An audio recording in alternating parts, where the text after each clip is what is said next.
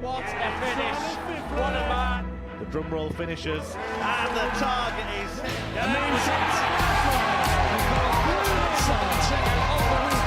it comes on finals night, and it's a knockout push. Dirty Harrison! Van Velzen!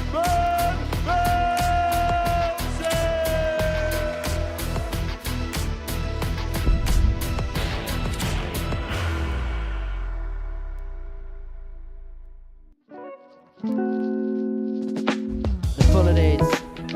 The bullet is. For Conahina. Nice guide there. And utilises it brilliantly. Double 5. For the break of bullet 2-0 in. And what a performance this is turning into. If he can pin the tops. Yes, he can. Aye. Merlin on the board with a 111.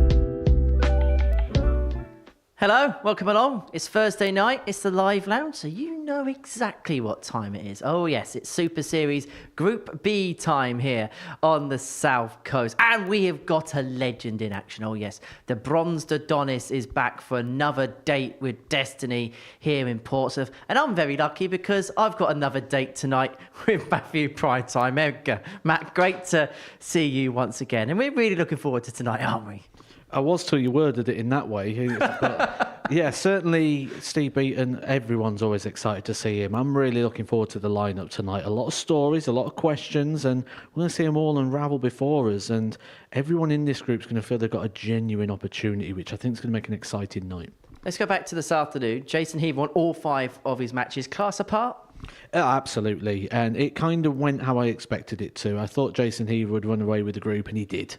He's top of the table. He's going to be a very strong favourite going into tomorrow. He's got a couple of points lead. He's got massive difference on the legs. He's looking in a very, very good position to qualify, but also got a hefty lead at the top of the table. It's going to take something sizable for him to even get caught tomorrow. It'll even be close. This is how the table looks then following the first day's worth of play in Group C. As you can see, Jason Heaver leading the table overnight, winning all 5 of his games in the group. It's very tight from that point onwards. Tom Lonsdale on 6 points. What will be your assessment of the rest of the field? Well, I look at Jason Heaver and I think, who's going to be able to beat him? Who's going to be able to catch him? And I can pick maybe 3 players there who's not really going to have much of an opportunity against him. So Heaver's going to take it, which means the rest of the field are playing for that second position. Lucas Wachowski, I mean, he played okay. He looked quite dangerous at times. I think he'll probably feel a bit hard done by. Dan Astbury was the one. He was the one who played well. He ended the day well. He missed chances at the start of the day. That's what's cost him being in that qualifying place. I think if anyone's going to do it tomorrow, I'd be maybe looking at Dan.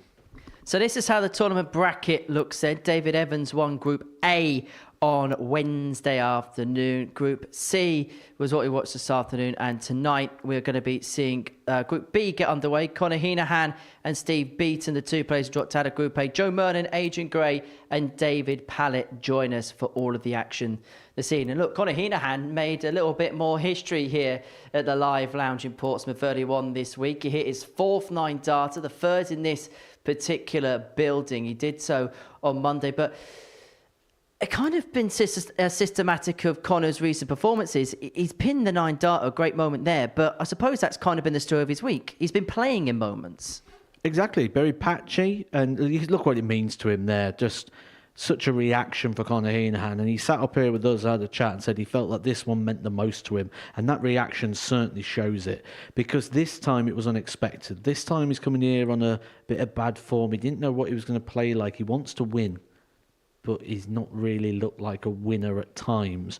That 9-darter could have changed everything for him. It came up for him early on Monday, gives him a positivity. I mean, he was straight in with the negative, weren't he? He said, I then lost the next 6 legs. We looked at him on Tuesday. We said it's going to be a negative start. It was. He looks a lot better tonight. He's coming here looking a lot more positive. And I think he needed that Group A campaign, and I think he needed it to go the way it did. In terms of Steve Beaton, is it fair to say the first 2 days are really good, but Wednesday just stalled a little bit? I think for Steve, he played so well on Monday and Tuesday that when it came to Wednesday and he wasn't top of the table, and he wasn't top of the table by a couple of points, or a couple of wins, in fact, I think it then got to the point of frustration potentially going into that last day where it's like, what more do I need to do to top this group? What more do I need to do? And ultimately you start pushing. And, you know, there's been many times where you're in a game and you're playing well, and you think, if I just carry on doing what I'm doing, I'll be fine. But you don't think that at the time. At the time, you think, well, I've got to find more. You start pushing. You start searching. When you go digging, often you don't find what you want.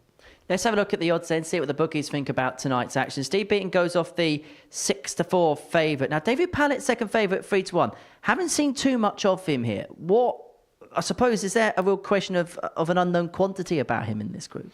Well, he's had a bit of a break from Super Series darts. We haven't seen him since Series 1. And that was due to dartitis. He's been away from the sport. He still played locally, but, you know, we saw him at Lakeside against Thomas Younghans. That didn't go to plan. And we haven't seen him on a stage like this since. We did see him go to Q School. Decent campaign. Pulled out a day 2. We know the story. Adam Lipscomb took over and got to a Pro Tour final. But he's gone on the WDF circuit. He's done well. He's won a title. A good title. A hard title to win over in Romania. He's playing well on the Challenge Tour. We may see him on the Pro Tour if he continues to play the way he is on the Challenge Tour. David Pallet could quite easily win this group. How's he going to react? That's the question mark. 18 plus, gambleaware.org if you're going to have a flutter on the Super Series on this Thursday night. Right, the build-up to Champions Week is about to get underway. April the 21st is when the first dart is going to be thrown in Anger. And we already know the first 10 names that are already through.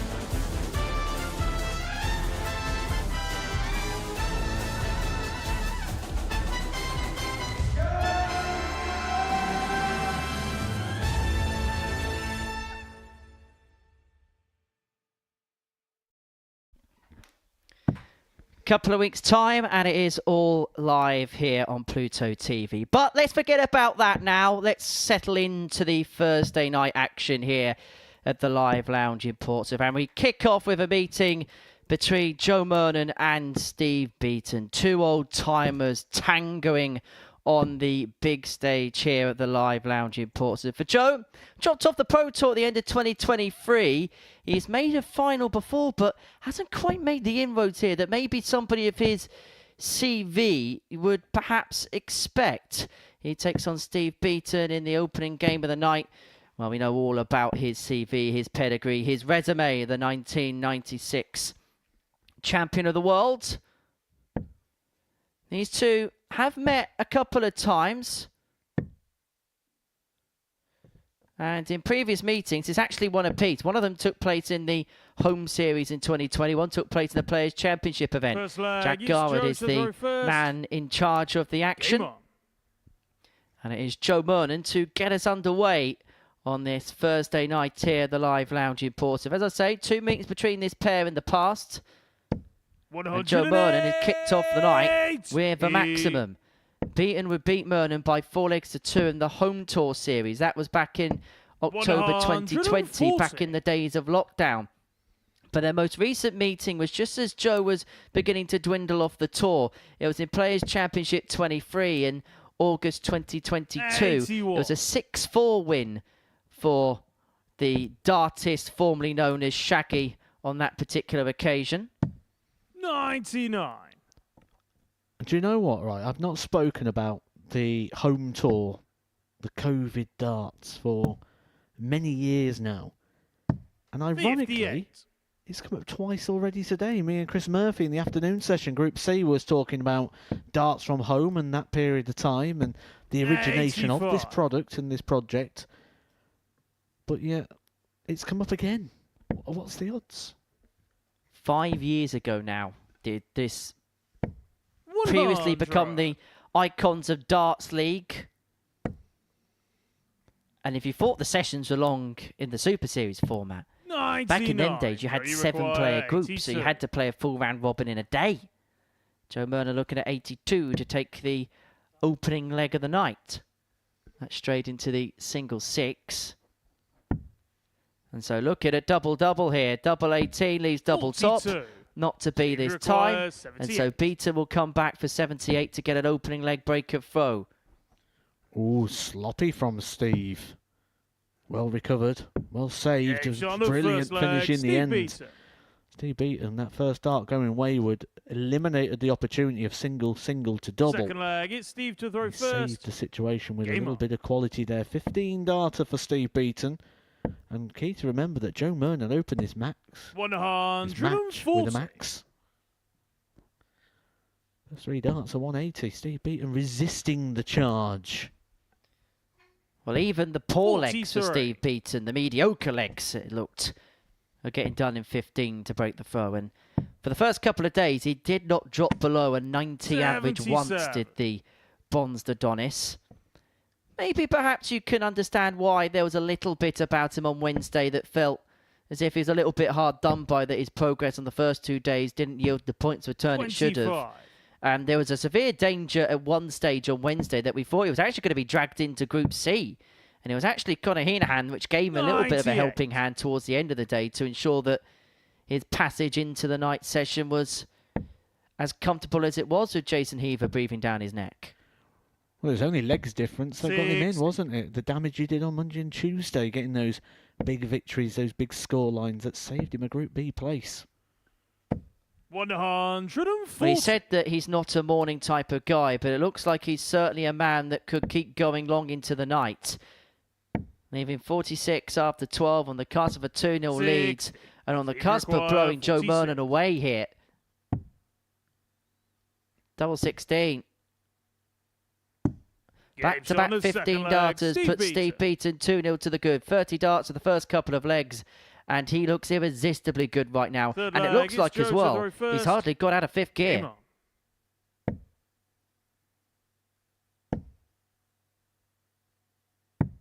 $99. Joe Murnan would have been somebody you faced on the tour. Certainly spent a lot of time 8. in and around on tour. What kind of player would a pros pro in your position describe Joe as? Good question. He's one of those players who are 135. unpredictable, I think is the best way to put it.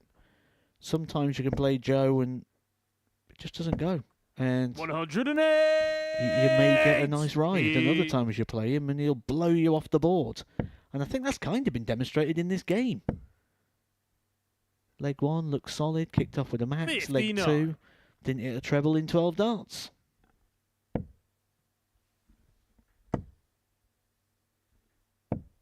$100. The next game could come up and average 100.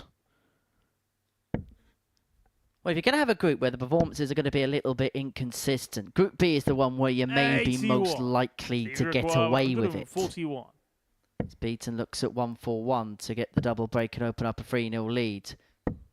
57. Joe, you Just require constantly there or 127. thereabouts after a dozen darts in legs. Murnan, you sense, needs the 127 to keep himself in the game. He's not going to get. May just be a dart of the bull here for 99. Beaton on the Steve back of the require 84. 84. Scrap that. 2 at double Yeah, 12 it's on the underneath the third 1. That's a leg. 14 Steve darter. Beaton. Steve Beaton 3-0 up, averaging 102.5. 15, 15, 14. Puts the Full bronze flag, Adonis it's on the Steve to throw brink. first. Game on.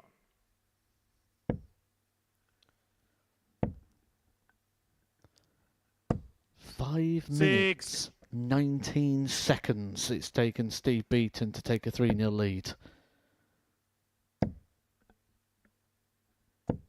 81. Impressive.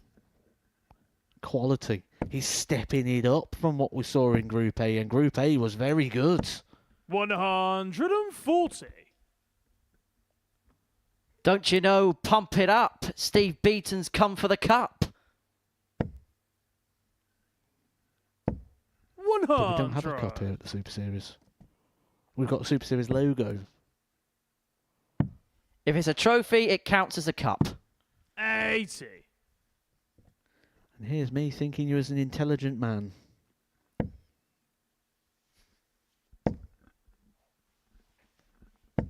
100. I think you're being a little bit pedantic, Matthew. A little. 95. Forget pedantic. Steve Beaton's been fantastic. And he's on the cusp of a 4-0 win in next to no time at all. But Mernon looking to find a report on the 68. beat and throw, but Steve after Dart required 1 would have expected a lot 126. more than that. And so this to wrap it up in double quick time. The bullseye for the 1-2-6. And that would have been a 87. beautiful way to put the cap on what has been a superb display. 152. It would have meant that Steve Beaton would have averaged over 100 in this game, which would have been some way to start, I'm sure. 93. Steve The 4-0 required won't 39. deter from what's been a quality performance should this go.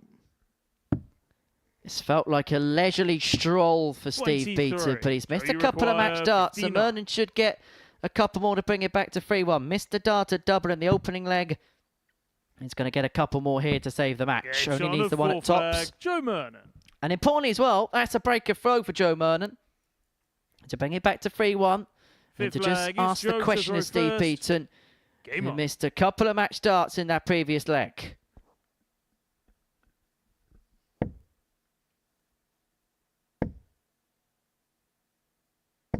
I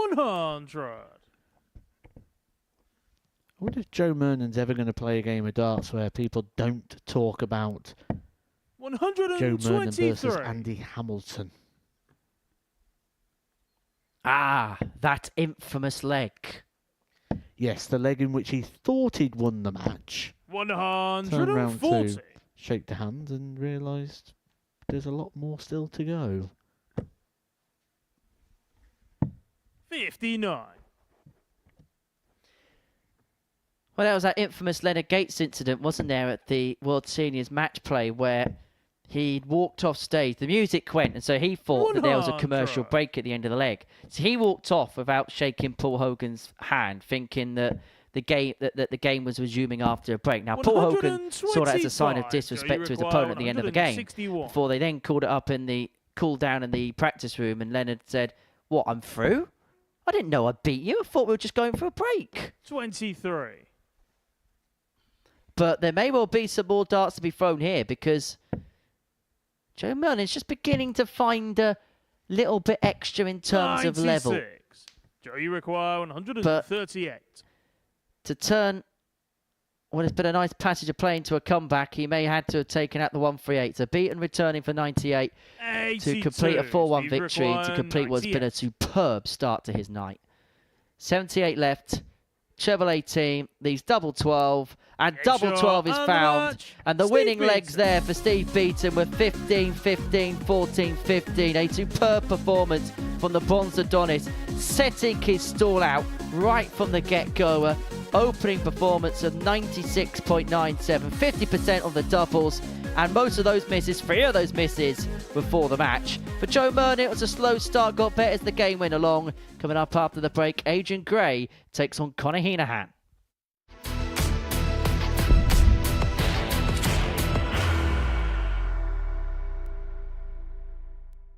Last night was the Sports Personality of the Year, and Luke Littler became just the second darts player in history to ballot inside the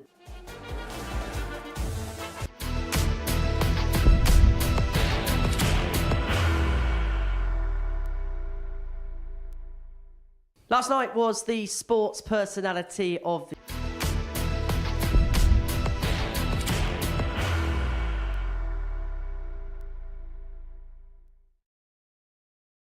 Are you ready to lift that trophy, Darius? Yes. Let's do it then. Ladies and gentlemen, your Modus Super Series 9 champion is Lucky D, Darius Labanowski!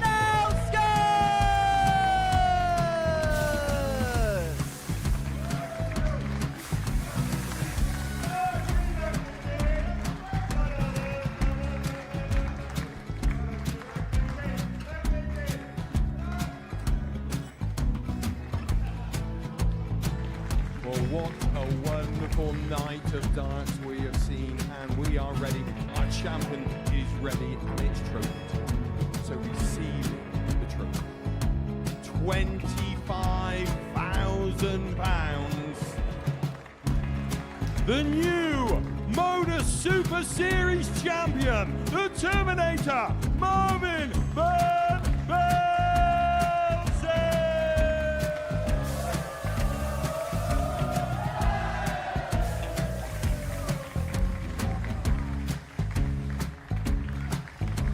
And one more time, the 8th Modus Super Series champion, the Terminator, Marvin Van Velzen.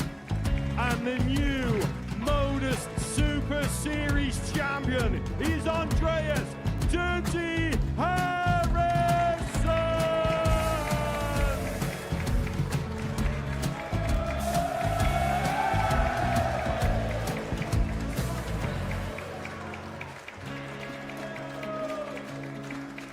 And one more time, the 7th Modus Super Series champion. Give it up for Andreas Dirty Harrison! The moment we've all been waiting for.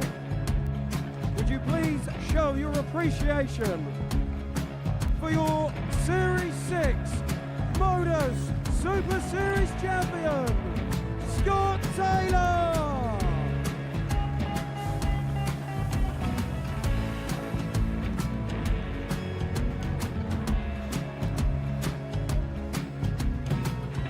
One more time, your new Modus Super Series champion. He is Chucky. He is Jim McEwen. Ladies and gentlemen, your Modus Super Series champion, retaining his title, the Nuke, Luke Littler!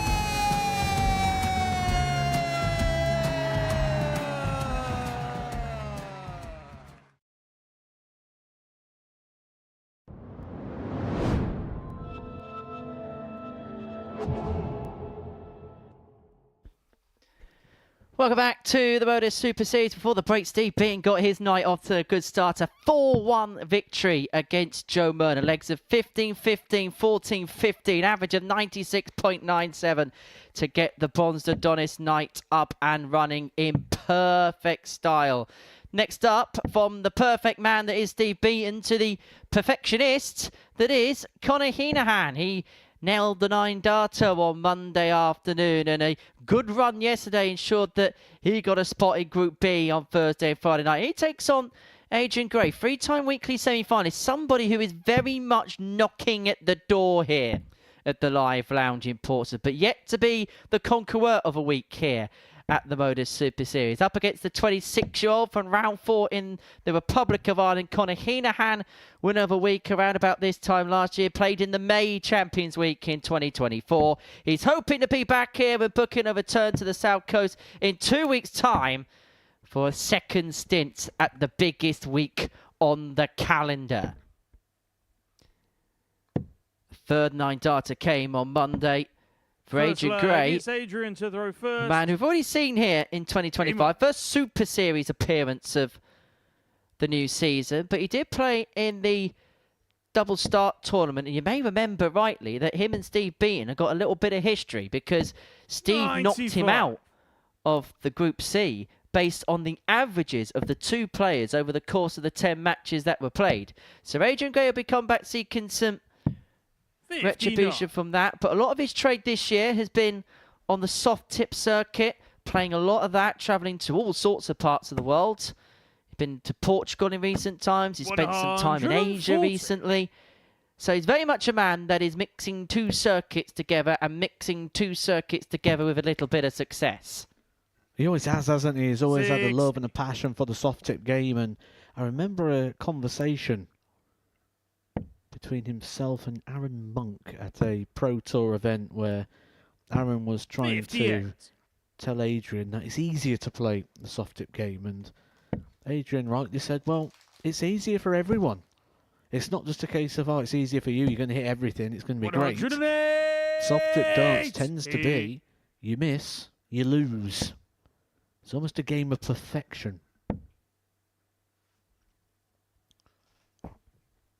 Remember Phil Taylor during lockdown, didn't he? I think he played Fallon Sherrock, didn't they, in a game? And 58. both averaging like 130. Mind you, if you speak to some people that are playing online competitions, they'll say that everybody average 130 with their 170. internet screens. Adrian, you require 150. Well, the 170 setup, please, Heenahan on 32 for the break if Gray can't find the 150. And he's not going to find it in the opening leg of this contest. And so, Hino looking at 32 to get Connie, the you break and require to open up a 32. 1-0 lead. 6 special darts have bought this opportunity for Conor Heenahan. A maximum 180 and a maximum visit with a 170. And the quality of which we saw in that opening game from Steve Beaton, the 4-1 success over Joe Mernon, Connor to throw first. just continued into this second game.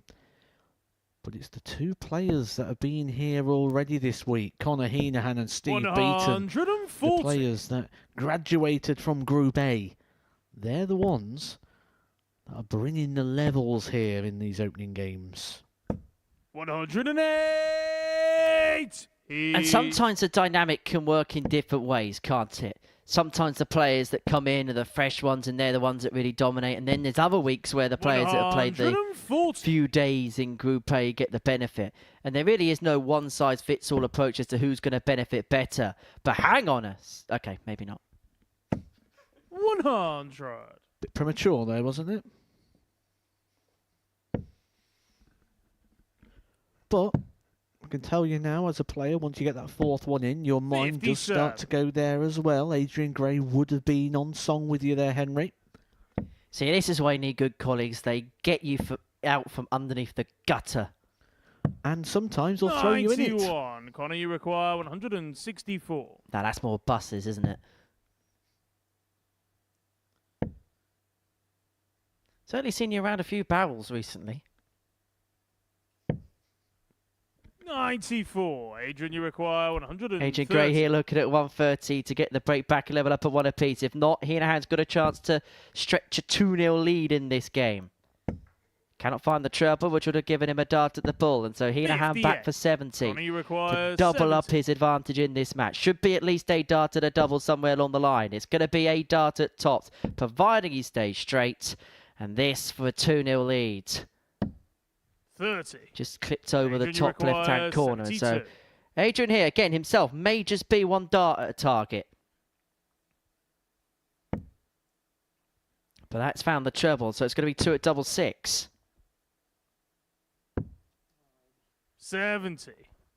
Connor, Well, you that's far from require ideal. 40. And this would be even more from the less ideal portion if Heenahan can find the double top.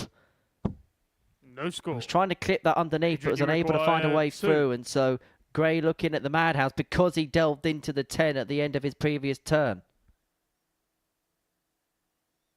Game shot on the second No leg. mistake. Adrian Gray. Gray breaks back. 1 apiece. A scrappy 16 dart leg for the Conqueror. Third leg. It's Adrian to throw first. Game on. He's a player, isn't Adrian Gray, who, when you look at sort of Super Series players now, he's becoming one of these really serious contenders. 140.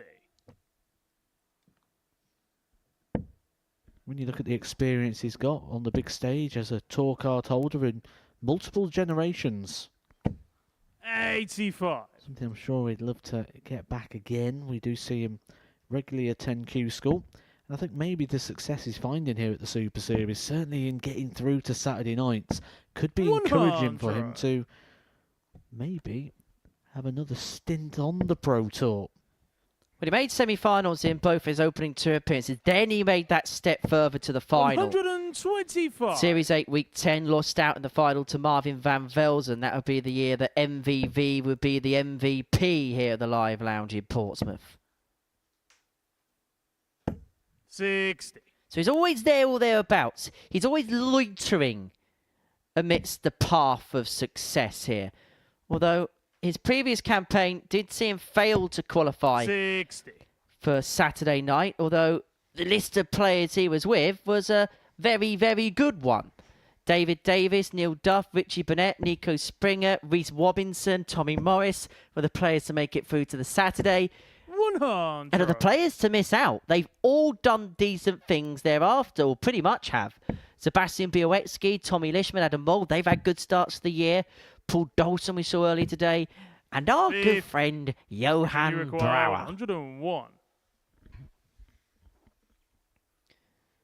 And Adrian here looking at 101 to put himself 2-1 in front. He's got 6 darts on this point.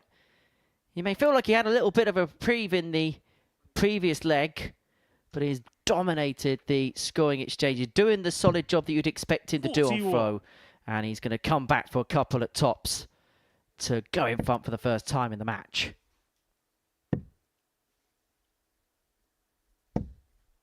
$90. Adrian, you require 60.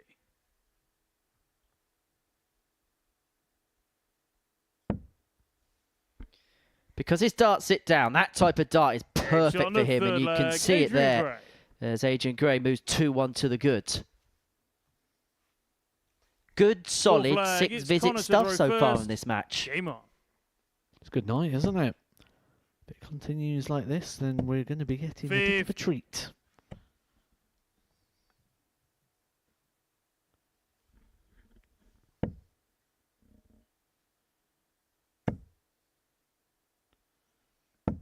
$60. It's always treat night on a Thursday, isn't it, here at the Super Series? It's mainly because we go to the shop. Well, you do. 50, You've sir. done quite well as well here. 4 bags. Decent collection, that. Put it this way. We'll be sugared up by the end of the evening, won't we? The problem we'll have is getting to sleep later. That and the bottles of pop. Honestly, when you delve into the life of commentary, it really is rock and roll, isn't it? 140.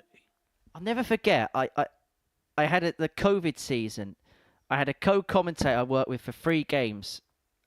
And every single game I worked with this person, they'd bring in freshly baked 41. cookies. Well, maybe you should take some hints. Yeah, but you don't want any of my baking, do you? That's the only problem. They could bake. 140. Conor Heenan can throw darts, can't he? Look at this for a turnaround. He's playing in patches, Conor Heenan. Great opening leg. Lost his way a little bit in the middle part. Now starting to regain the composure, gain that Conor form. require 114. Which, can we say that's kind of replicating of how he played Group A? Playing in moments. 79. But that is not going to be the moment where he Adrian, you levels require up. But for Adrian 106. Gray, this could be the moment where he really does put the game in his own hands. Looking at 160 for the break of the 3-1 lead. Not to be on this occasion. And so Hino will come back for 35 to Conor, you require square this 35. contest up at 2 apiece. And the wayward dart means he has to burn that first one. Only gets the 2 darts at the double, on only the needs the full 1. flag, Conor Heenan. Squeezes that one right in the top corner. Ollie Watkins. 5th flag, it's Adrian to throw first. To put it in Game football on. equivalent, it was one of those scrappy ones. You know when the ball's pinballed along the goal line and then someone just taps it into the bottom corner from about 2 yards out. 60. But it doesn't matter how, as long as it finds a way in. And that's exactly what Conor Heenan's done there. I'm sure that's exactly what Neil Warnock said once as well. Neil Warnock said many things. 140. Half of them we cannot broadcast. But to quote or paraphrase Neil Warnock, You've got to die to get 2 points here. 55.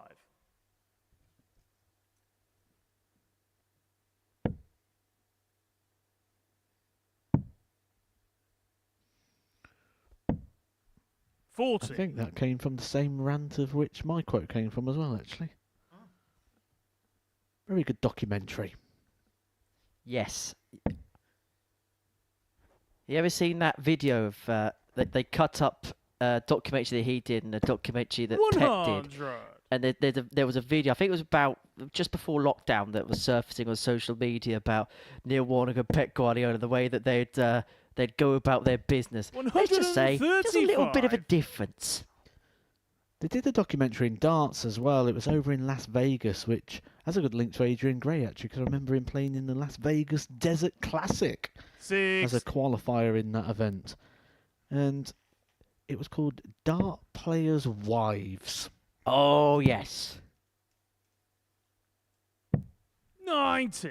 Wouldn't mind a newer version of that one, actually. Heenan back for 96 to open up a 3-2 lead to get the break and go within one of the match. 61.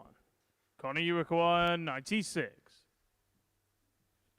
And he's got 6 darts on this particular pointers, Hino. But he only needs the It's on three as the he finds the fifth double leg. 14. Connor Conor Heenan gets a crucial break. He moves 3-1 in front and now has the darts Sixth in his leg, hand it's to Connor cross to the throw line. first. Yeah, he made the Game on. quarterfinals of the Desert Classic, did Adrian Gray, back in 2008. Perhaps no surprise Phil Taylor won that tournament. He was 84. at the time they did qualifiers, didn't they? So you played, was it Pro Tours on the weekend and you had the qualifiers on the Monday and Tuesday, wasn't it, or something like that?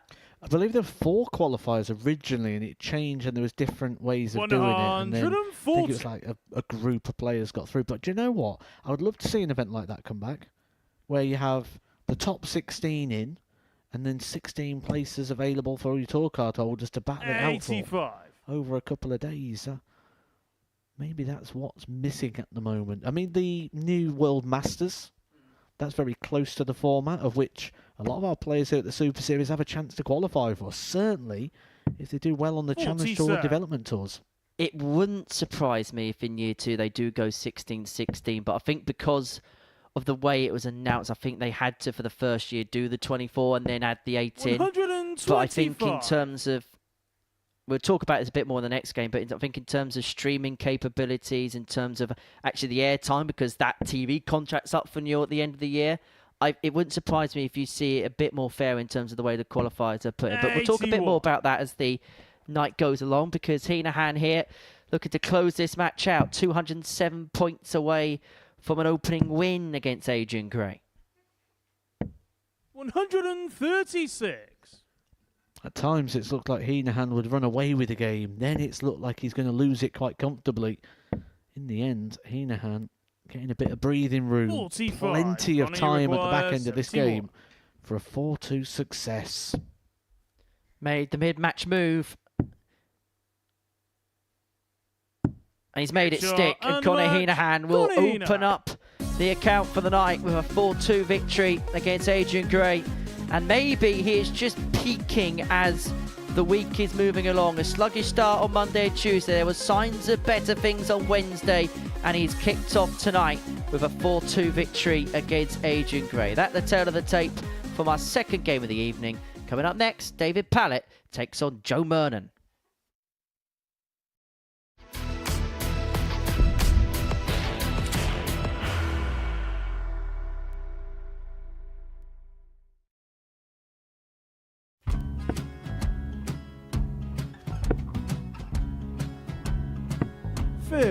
Charlie McGuire, 164.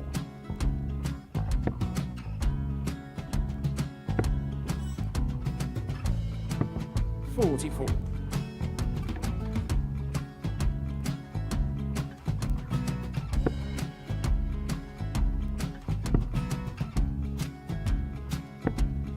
32. Charlie required 120.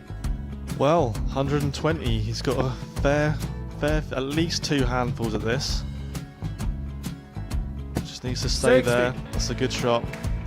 halves his score, leaves himself on a 2-darter.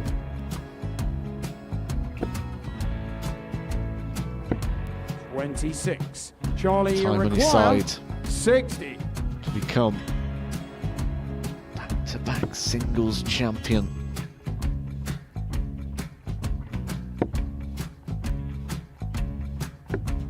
$40. Definitely a couple of nerves in those last 2 darts, but he'll be coming back. It's a moment he's been in before this situation. Standing at the back of the 81. stage, Charlie approaching the required Yoki with a 20. chance to win the title.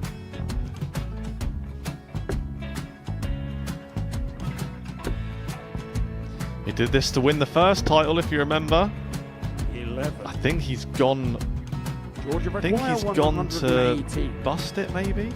The first title he wanted 20. He went 6-7-7 to win it. He had a chance to replicate it again. Yeah, I get the feeling that was for a bust, and 39. on that Charlie situation there, George require Scaife wasn't even 9. able to take it out going to the 18s on that switch. Yeah, I think he just panicked a bit, but he's done well to get that big one. Sometimes can be the hardest part. Georgia requires This is it. 79. It's got to be 19s. It's got to be 19s for this shot. Big 20 and a double. He's got the first one. He's going to get a match dart here.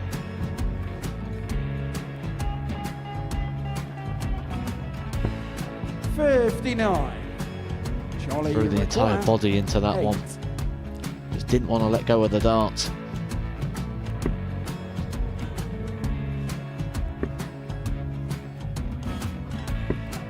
No score. He's given George a chance. Georgia require 20. I think George has been quite good on double 10 today.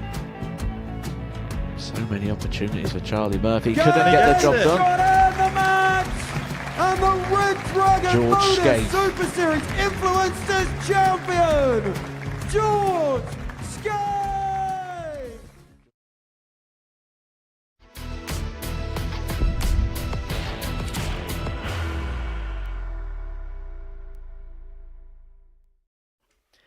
Welcome back to the Modus Super Series. Before the break, Conor Heenahan got the better of Adrian Gray by 4 legs to 2, averaged just under 92 in that contest to seal his first win of the evening. Game 3 is a meeting between David Pallett and Joe Mernon here at the Live Lounge in Portsmouth. 2 former tour staples going head-to-head. David Pallett, the 35-year-old from Newport, second appearance here. His first one came all the way back in September 2022. Incredible, really, when you think about it. Now, Joe Mernon, 41 years of age, from Halliwell. Series 6, Week 11, weekly finalist. Now, he played twice in Series 1. He played in Southampton once. He played in Portsmouth once. David Pallett actually lost the first ever weekly final in this format to Robert Owen in Series First 1, leg, Week it's 1 David back to in throw first. the July of Game 2022. on. He'd then get a second invitation and he'd make the final again, losing out to Graham Usher. Now that was the first week, the first full week in Portsmouth. 139. And I can tell you now, myself and Matthew Edgar have got some incredible memories of that first full week in Portsmouth. It was different, wasn't it? 97. Different how it is now. Things have evolved and changed here at the Super Series, as they continue to do, and continue to evolve for the better. More to the point, Chris Mason, the presenter, wasn't throwing to pundit Henry Deacon tonight. 100. Well, we're talking about things being better. The last time I saw David Pallett throw darts, he didn't throw them this smooth. We know what he's gone through. 85. He has had the dreaded dartitis. A lot of people don't recover from that. And what we're seeing from David Pallett is quite the recovery. And quite the recovery with some style. A recent semi-finalist on the Challenge Tour. Losing out to our 128. series winner at the moment, Darius Labanauskas. But that puts him quite well positioned in the Challenge Tour. Maybe could get an invite to the Pro Tour. 43. Certainly, David, you require when it rolls into places like 134. Hildesheim and Russ Marland, there may be some opportunities for David Pallett. Well, what a start this would be. Double 60 for Game 134. shot on the first And leg. David Pallett has Pallett. marked his return to the live loud stage, and he's done it in some style. Ton plus Second checkout, leg is 12 Joe to throw darter. first. He has very Game much arrived. And let's not just think about the possible Pro Tour invitations for David Pallett. He has picked up a title this year. A silver ranked event in Romania on the WDF circuit. Now, I can tell you that's a tough event to win, because a lot of people like to go to the Romanian event. One, because it's a good location, and two, it's so cheap out there. I've never been anywhere so cheap as Romania. We had lamb tenderloin, a 134. steak, 2 desserts, 4 drinks, and it came up at a cost I probably would be happy to go out and buy a burger meal for in England. It was crazy. Excellently run event. and 57. I know the organiser Vlad Popper quite well, and they do a great job with the Romanian event. Still never been out there. 80. Supporting your mate out there now, yeah. Yep. Great friend, not even gone to see his event. Terrible. It's not as if it's 20 minutes up the road, though, is it? But the airport is. 100. Actually, it's probably less than 20 minutes to Southampton Airport from here. Well, it depends what time of day you're going. 171. Well, Joe Mernon there with that 171 has left himself on a double after a dozen darts to level this game up at 1 apiece. And this feels night and day for Mernon in comparison to what he put in at the beginning of the session. 97. Joe, you Averaged require in the end under 16. 84, but he dragged that average up to an 84 after a sluggish start against the Bonds ADONIS. But maybe he's finally switching things on here. But he's unable to find the double 8, but he has got time on his side.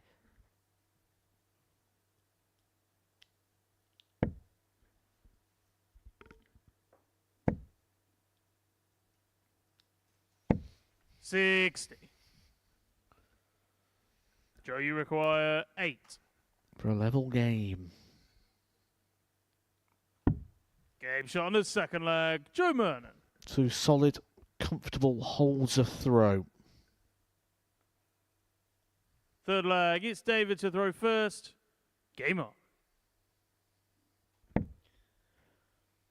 Joe's had a couple of nicknames in his time, the latest being Midnight, 6. which is perhaps ironic when you consider the group that he's been put in this evening.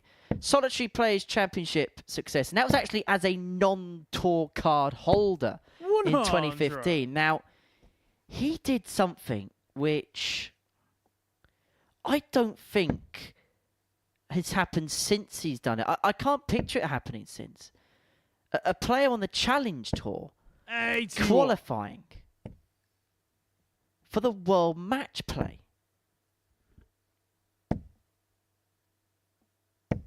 Won 2 Challenge Tour titles in 2015, so he would have definitely have not had a tour card at that point in time. Didn't have a tour card. Then qualified for the match play. That hasn't happened before or since, has it? Well, if you remember, the World Match Play never used to be a year-to-year 92. qualification. It just used to start in January, and the qualifying used to run from January to July. It's only in the sort of latest editions that the qualifying for the match play runs July 99. to July, which essentially meant if you won a Pro Tour at the start of the year, it was so much more impactful to if you won one at the back end of the year, because if you won one in August, chances are you weren't getting in the match play. But if you won one in 98. February, March, Joe, you you was pretty require much a shoo-in. 167.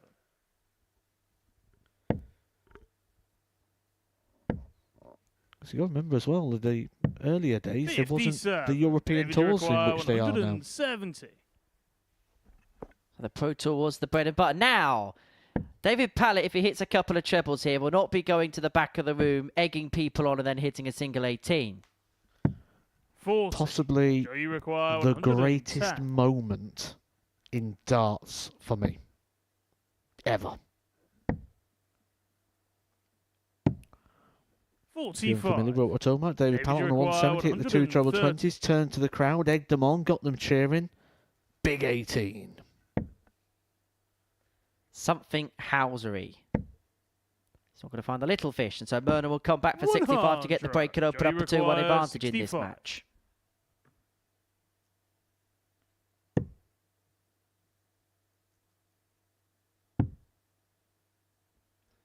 He's going to have a dart at double top, gets the double top, Joe Myrna. and Mernon moves into a 2-1 lead.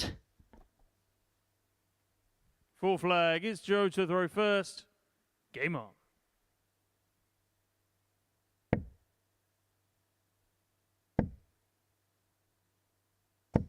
$108.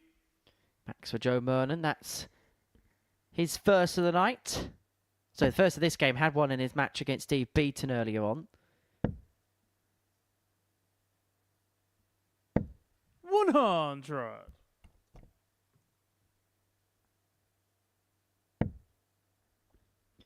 Well, yeah, to put into perspective the 41. European Tour at that particular moment in time, the first 2 years there was about 8 events. The first year there was only 5. One in Austria, the German Darts Championship.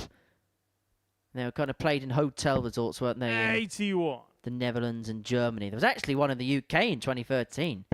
The UK Masters in Minehead. Do you know who won that event? 125. John Part. Beat Stuart Kellett in the final.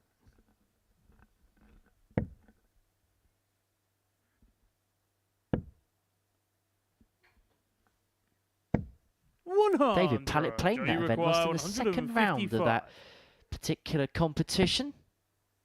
Actually, some really intriguing names. Steve West played in it. He went out in the first round. 47. Perhaps not surprised to hear Paul Nicholson went out in the first round of that particular event.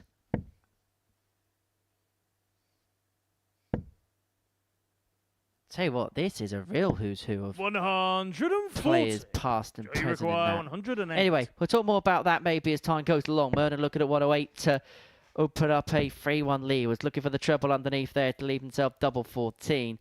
And as it doesn't consequently go, 100. Pallett require should get 80. at the very least a dart at top to level up at 2-2.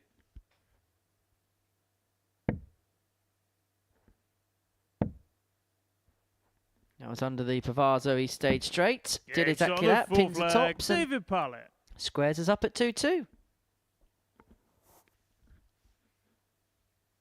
Fifth flag, it's David to throw first. Game on. You sense this is a big moment for David Pallett. You can see what it means to him. He's been on 84. quite the journey, and there's been a few times his name's been down at the Super Series since his first appearance here those couple of years ago. 58. Never quite made it here. He's always withdrawn, and you understand why. The issues of which he's been facing in regards to his game. And to see him here performing and actually 97. encouraged and looking highly competitive is such a great sign to see. He is one of the real characters of the game.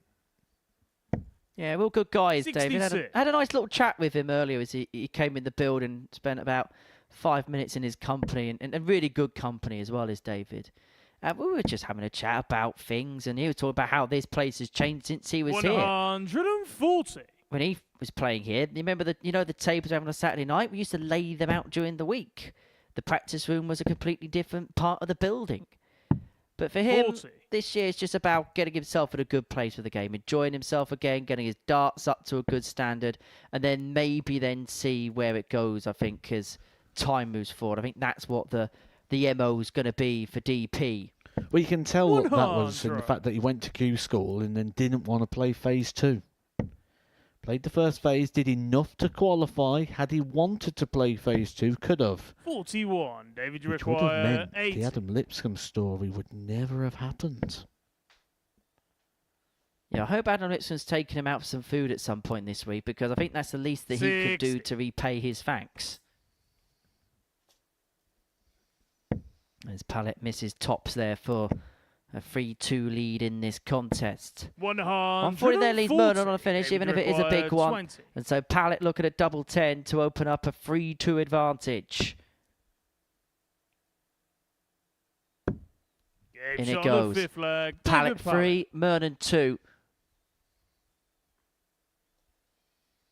Would you like to know who David flag, played it's in Joe that to throw UK first. Masters? Game on. I get the feeling, regardless of what answer I give, you're going to tell 90. me anyway. Indeed, you are correct. He actually beat Paul Nicholson in the first round by 6 legs to 3, before then going out to Adrian Lewis in 57. round 2. Steve Beaton also played in that event, but didn't quite go to plan for the Bonds d'Adonis. He lost 6-4 to Kurt van der Rijk, 140. of Belgium. He would then go on to lose 6-1 to Michael van Gerwen, averaging 102. 58. In fact, he'd average over 100 in every single game there, Michael, before going out to a typically James Wade performance. But yeah, John Parr beat Stuart Kellett in that tournament. Always nice to 100. go back down memory lane, isn't it?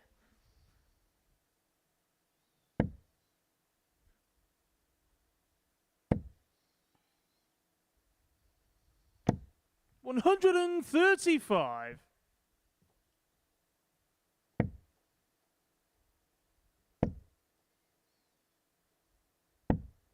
76.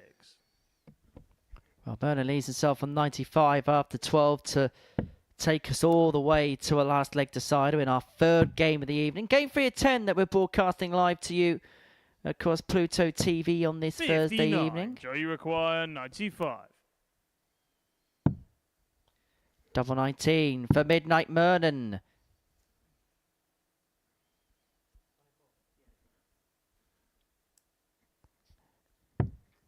One 83. left in double 12. He was unable to get. Will come back for more to take us all the way to a last leg decider.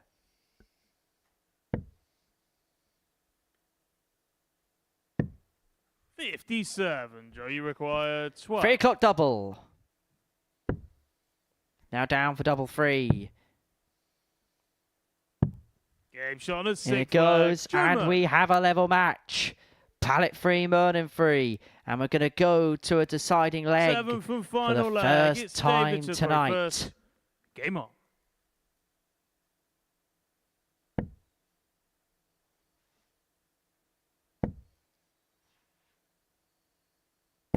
$140. There would be a couple of eyes on David Pallet, certainly in moments like this, to see how he handles it, and he's handling it very, very well. 140. This will feel like a new thing for David Pallet. He won't be the player standing there right now with the experience of what he's done. That's not the guy who's played in World Championships. This is a completely new version, because all that stuff he's done in the past 140. will kind of be forgotten with the issues of which he's faced. So we're seeing quite the evolution in front of us here. 100. It's like learning how to ride a bike again, isn't it? You don't lose how, but sometimes you just need instruction as to how to do it properly.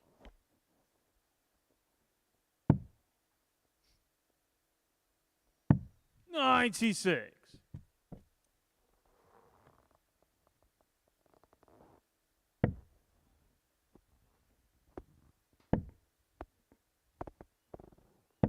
$85. David, you require 125. So 125 for David Pallet to complete a 4-3 victory. And he's got 6 darts on this point to do exactly that. 59.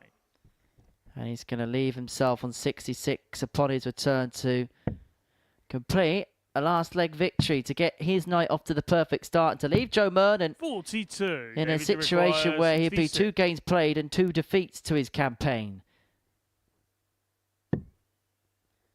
Went for the bullseye to leave double 8. And he's missed the big number there. And so he's 50. going to return for So you require aforementioned double 8. 134. If Mernon cannot hit the 1-3-4, he's not going to. And so Pallet 2 8s to complete a 4-3 victory. 94. Started off with the 1-3-4, David, 12 darts. It was a requires really 16. good beginning to the game for Pallet. But can he round it off?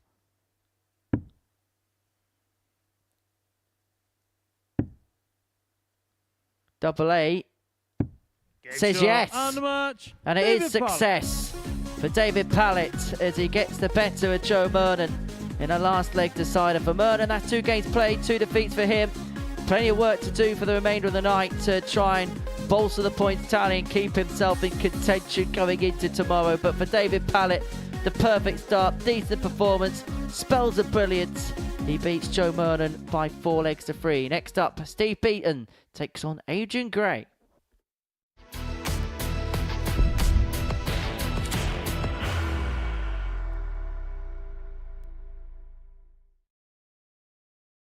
Are you ready to lift that trophy, Darius? Yes. Let's do it then. Ladies and gentlemen, your Modus Super Series 9 champion is Lucky D, Darius Lewandowski!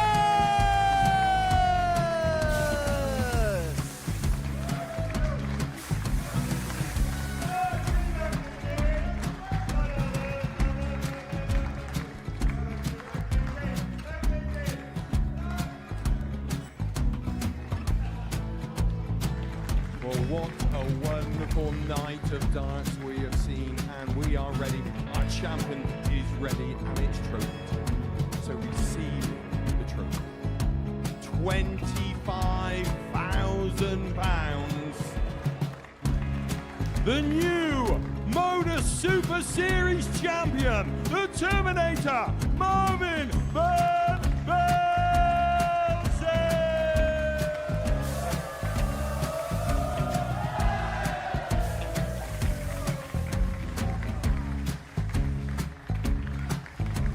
And one more time, the 8th Modus Super Series champion, the Terminator, Marvin Van Velzen. And the new Modus Super Series champion is Andreas Dirty Harrison.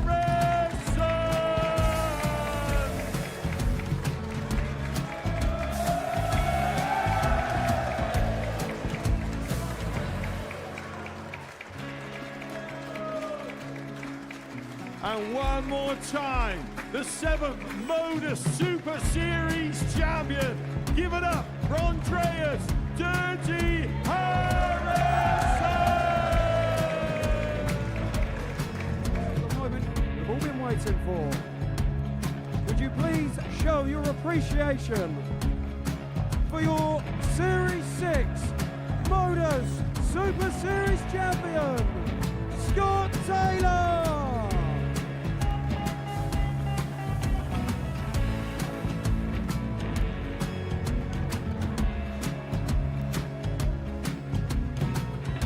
One more time, your new Modus Super Series champion. He is Chucky. He is Jim McEwen. Ladies and gentlemen, your Modus Super Series champion, retaining his title, the Nuke, Luke Littler!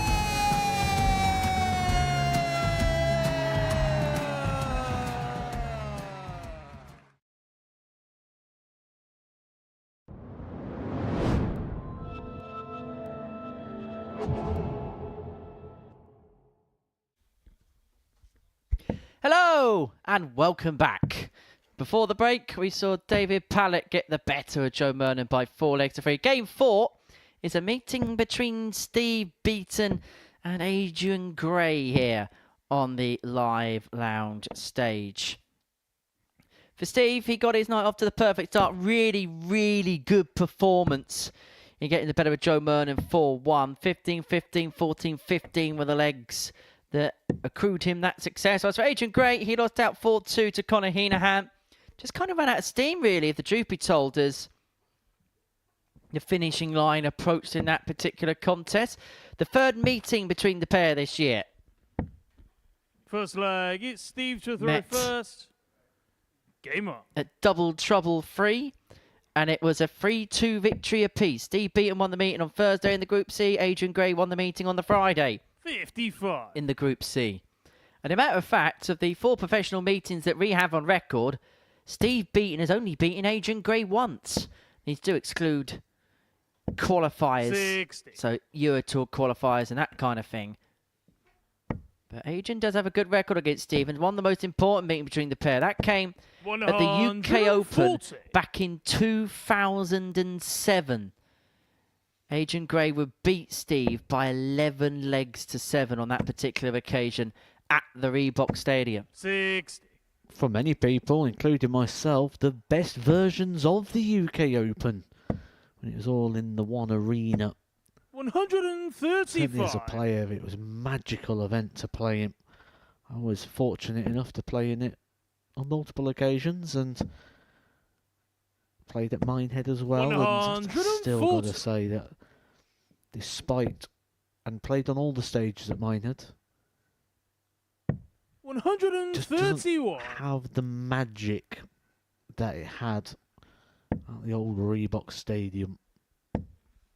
This is magic though from Steve Beaton. 12 darts thrown once 83. again on the Steve outer ring require already. 40. He is not messing around this evening. Game shot on the first leg. 14 Steve Beaton. darter for Steve Beaton. Every single leg that he's won this evening have all been in 5 Second visits. leg, it's Adrian That to is go the range first. that you're going to have to Game find if you're going to be competitive with this guy. And I get the sense that tonight for Steve is all about business. I think there was a disappointment as 43. to how things ended in Group A. He was thankful of the fact he got into Group B. But now this is the point where in the second half of the week, he is looking to 100. hammer for home.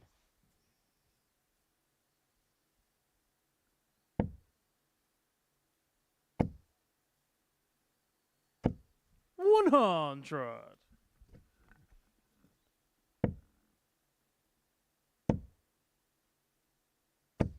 One hundred.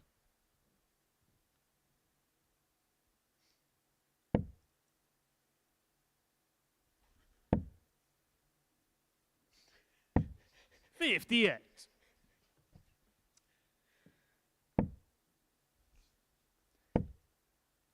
Congratulations to Nathan 94. Aspinall for picking up tonight's Premier League title. Beat Luke Humphreys by 6 legs to 4 in the final.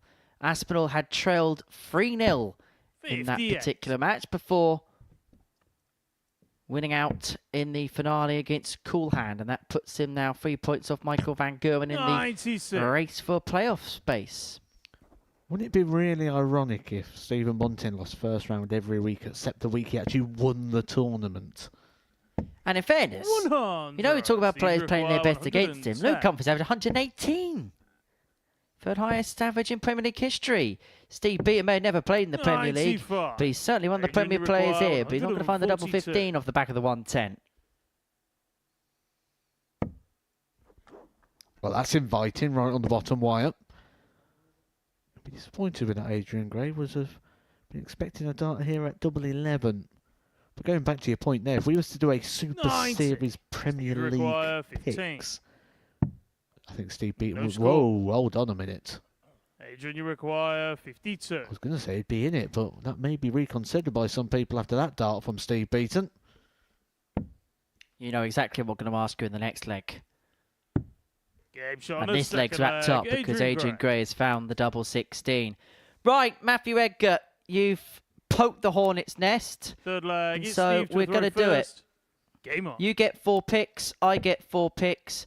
Based on players eligible for the Super Series, we are going to pick a Premier 39. League 8. We'll let you have first dibs. We'll let you have a little bit of thinking time. You can pick 4 players, I'll pick 4 players, and we'll see what the public at home think about it. Steve Beaton. I realise giving you the first picks means you get the easy ones. 60. Mervyn King. Yes. 84. Reese Robinson. Oh, Sugar Reese Robinson. Mr. Must See. 97.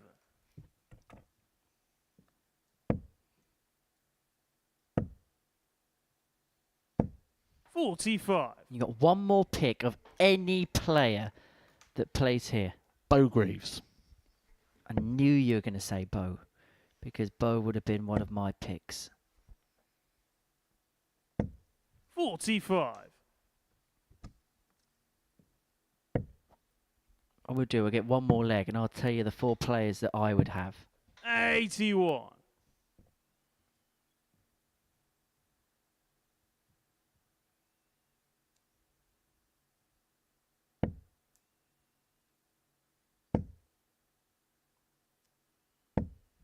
$100.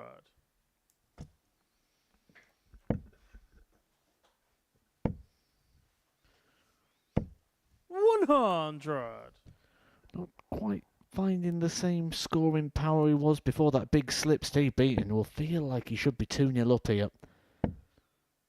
Missed opportunities, busting the score and able to find the single on the last occasion, but this was getting back on track. Oh, another. For double 16. 120. Adrian, you require 116. Simplest checkout as well for Adrian Gray, but significantly easier. Just needs the 1 treble on this occasion. Finds it first dart. Oh, this could be a break. Game shot on the 3rd leg. A superbly executed 116 from Adrian Gray.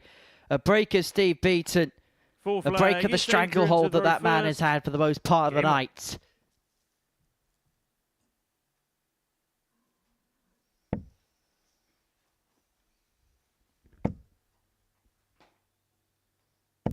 $100. Perfectly situated. 140 for beat. Now, 140. you've had your 4, and I said that I'd put in my 4 in this leg, and that is exactly what I'm going to do. So the 4 players that I would have to complete the lineup: Andreas Harrison, 125. former champion; John Henderson, former seniors world champion; Steve West, multiple winner here; 134. and the last one, Darius Labanauskas. I think people will watch that. And because it's my rules, 108. I've picked a reserve player if somebody had pulled out of it. Sorry, I'm not available that week, Henry. Would have been Tedward Evans. 140. Adrian, you require 96. Potential 11 data here for Adrian Gray. Off the back of the max of the previous visit.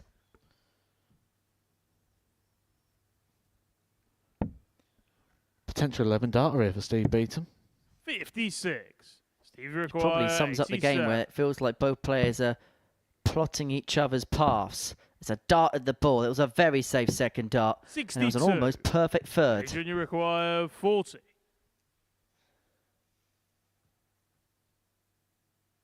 Well, Steve Beaton kicked off a 14 darter. Game shot on the 4th But leg. Adrian Gray has done the business ever since. And that 13 dart hold now puts him to within a leg of success against the 5th Bonds leg. It's Adonis. Steve to throw first. And Game on. it would mean that after 4 games, 4 players would all be tied on 2 points in the group, with Heenahan and Pallett being 100. given the opportunity to become the pacemaker by becoming the first to 4.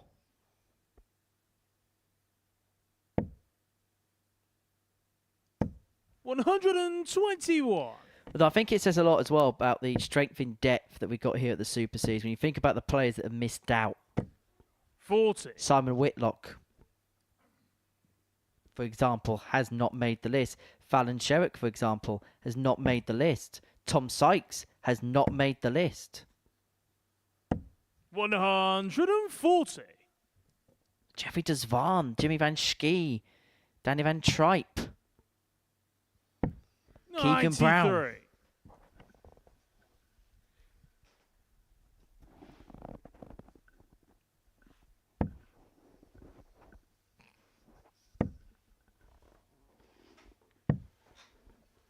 $114.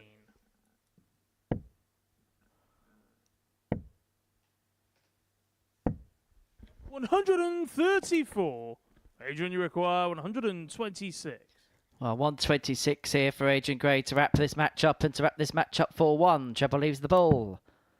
Not to be on this particular occasion, as so Beaton will come back looking at 134 to bring this game 58. back Steve to require 3-2. And if he doesn't, 134. Adrian Gray is back for makeable 2 data to get this job done. 58. Adrian, you require 68. He's 3 from 3 on the doubles here, Adrian Gray.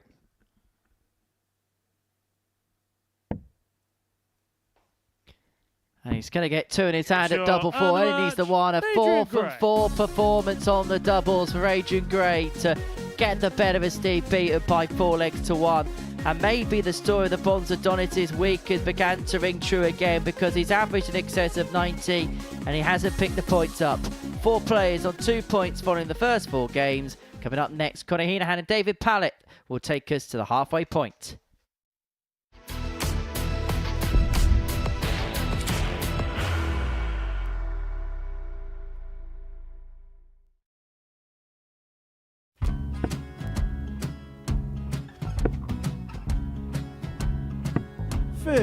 Charlie McGuire, 164.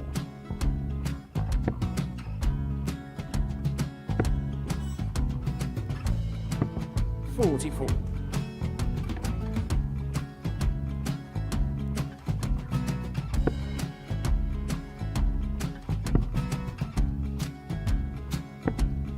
32. Charlie required 120.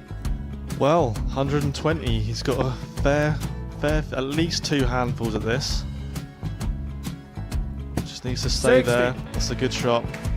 Halves his score. Leaves himself on a 2 data.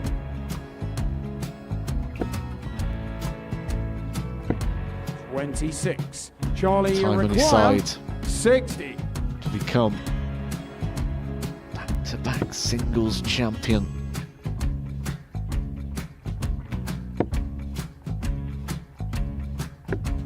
$40. Definitely a couple of nerves in those last 2 darts. But he'll be coming back. The moment he's been in before this situation. Standing at the back of the 81. stage, Charlie approaching the required hockey with a 20. chance to win the title.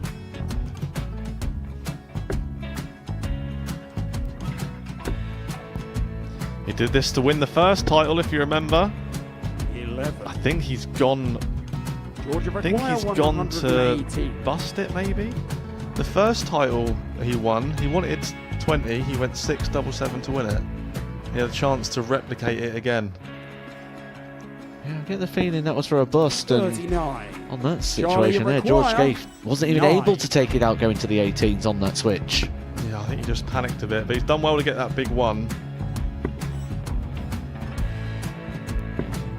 Sometimes can be the hardest part. Georgia requires This is it. 79. It's got to be 19s. It's got to be 19s for this shot. Big 20 and a double. He's got the first one. He's going to get a match dart here.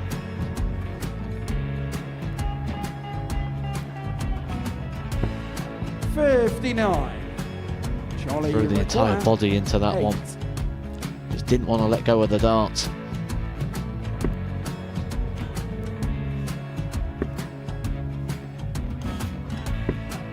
No score. He's given George a chance. Georgia require 20. I think George has been quite good on double 10 today. So many opportunities for Charlie Murphy. Go! Couldn't get the job Yes! done. Got in the match! And the Red Dragon George Modus Scaife. Super Series Influencers Champion, George Scaife!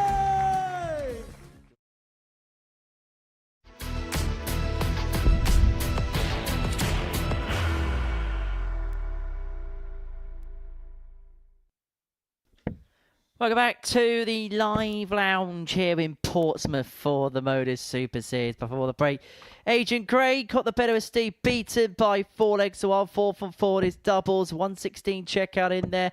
Good display against the bronzed Adonis, 91 averages apiece.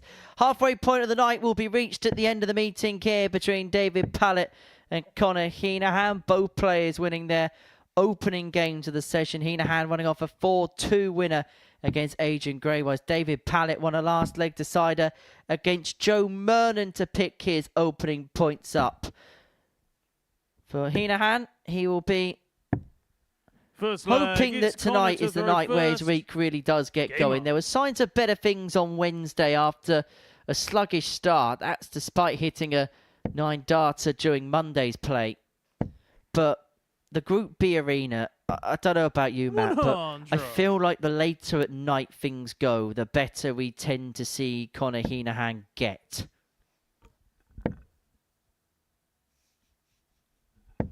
$83. I suppose the preparation helps, doesn't it? And the key to Conor Heenahan's success. And when he plays later on, it gives him the whole 84. day to prepare and get ready. Certainly harder to prepare 6, 7 o'clock in the morning. 92. I'll never forget that night in Series 1, Week 8. The Thursday night where 100. he went a little bit berserk. He had the 9 darter against Adam Smith-Neal, actually wearing that exact same shirt. And then on top of that, in the next game, he had 107 in that match. And then the next game, 96. averaged 115.62. It was one of the most incredible one-night displays that we've seen from a player in history here. 134.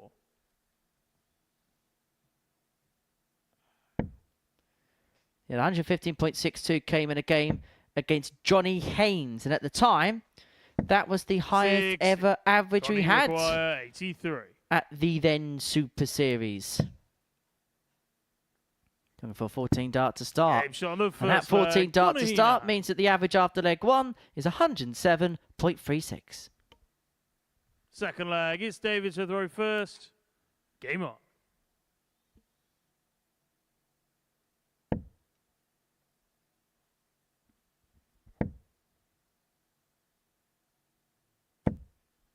$108. Well, that's David Pallett's first 180 on this stage since September 2022. 96.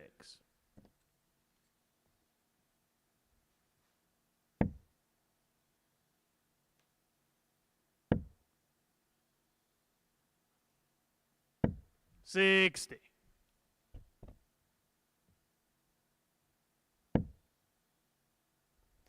Well, Conor Heenahan, we can see from the side-on angle there. There's a lot of 100. push, isn't there, that comes with the release of the dart.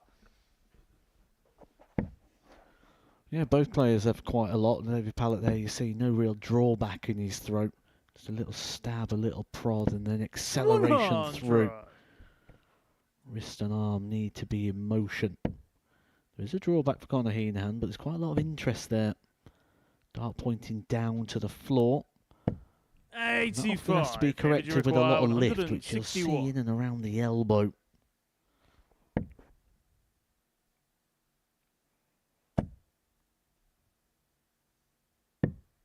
$97. It's left himself here 64 after 12. David Pallett to level this game at 1 apiece. 42. David, you require That 64. flight coming off felt like a bit of a ghost dart. I was like, where's the dart gone? Just sort of merged in. Camouflage darts from David Pallett. Modus Game Spooky shot on the Series is second saved leg. for the David 31st of Pallett. October, but David Pallett's leveled this game up at 1 apiece. Third leg, it's Connor to throw I first. think Glenn Durant Game will on. be happy to see the back of the Spooky Series. Attacked by the cauldron, wasn't he? 125. Yeah, that cauldron was doing what the rest of us wanted to do. What was his name that night? Glenn Duracula, wasn't it? Or something like that? 56. Well, he certainly got dressed up for the occasion, didn't he? No expense was spared in the outfit of Glenn Durant. 140.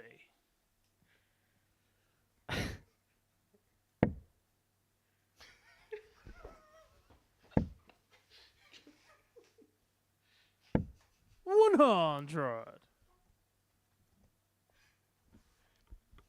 As for what I was wearing that night, well, that's completely open for interpretation.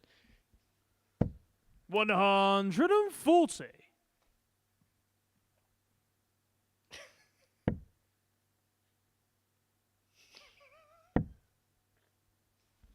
Heenahan leaving himself on 96 after just 9 56. darts. Connor, you require To move 96. 2-1 in front. Cannot find the treble there. He's going to come back down, chase the 16. 56. Leave himself tops upon his return, averaging here in excess of 101 to level this, to move 2-1 in front in this match.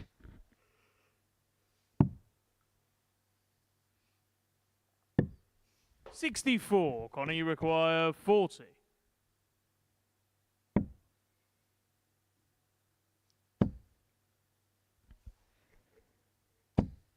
$20. Oh, Heenahan's got plenty of time, hasn't he, to take out this leg and to open up a 2-1 lead, much to the surprise of David Pallett, much to the bemusement of David Pallett.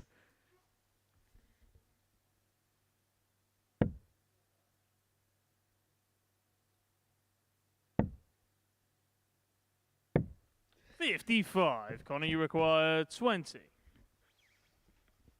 Double 10 Shot of third leg. 2-1. Connor Heenahan. to Connor Heenahan. Fourth leg. It's David to throw first.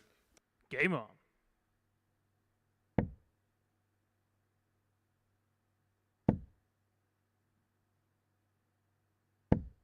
$100.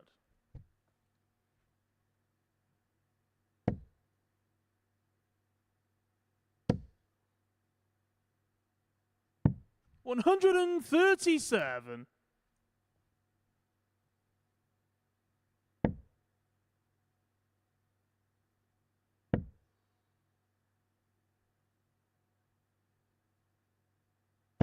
$60. Been impressed with Connor Heenahan tonight.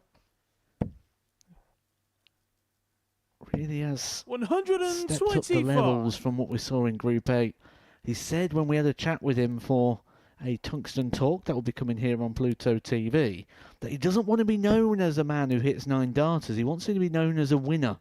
Well, the darts he's 95. been playing tonight will have no choice but to call him a winner if he can sustain this. This is class. Yeah, averaging just ticking under a ton and threatening the David Pallett 95. break of throw.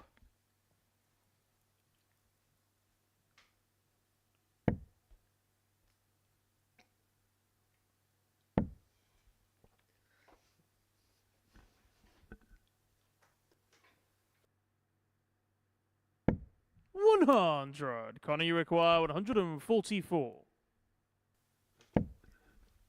Another. Just above the wire. He will feel like he's got another 128. opportunity to open up a David, you 3-1 lead, but that's require dependent on Pallett not 146. taking out the 146 here. Options. Decided to persevere on the treble 20 to leave himself double 13. He's going to leave Connor, you himself. require He's going to leave himself a 16. double 3 if Heenahan can't take the 2-8s. Game No shot on the mistake, fourth 13 leg. darter. Connor This is Heenahan. quality from Connor Heenahan. He's got the break. It's 3-1 up.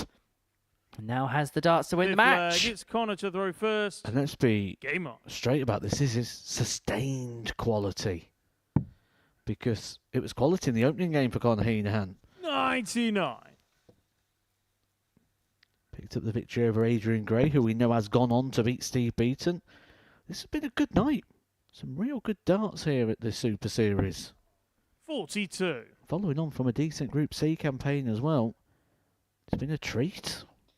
To enjoy our double session days here in Portsmouth. 140.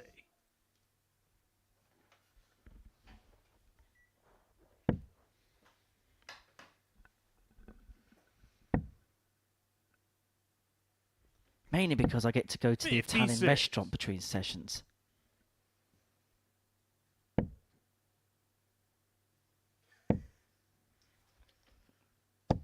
$140.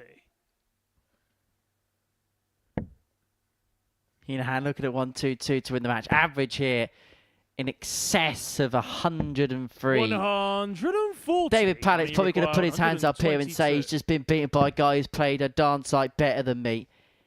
Been steady from Pallett, but steady hasn't been good enough in this contest 86. against Connor Heenahan, who just looks as if he's going through the gears. 36 left after just 12 darts, and he's on the cusp of completing a comprehensive 4-1 victory. 105. Connor, you require 36. This to put the hammer down. This to seal it.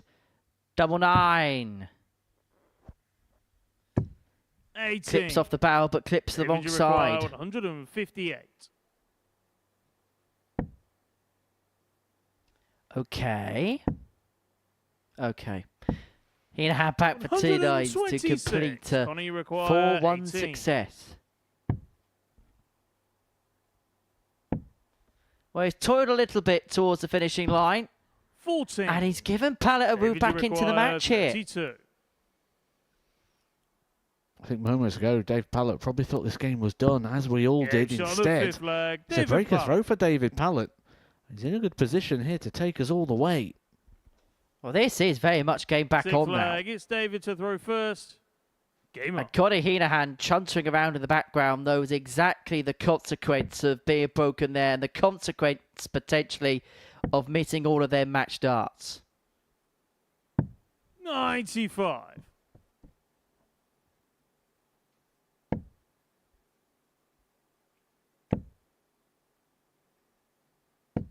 $100.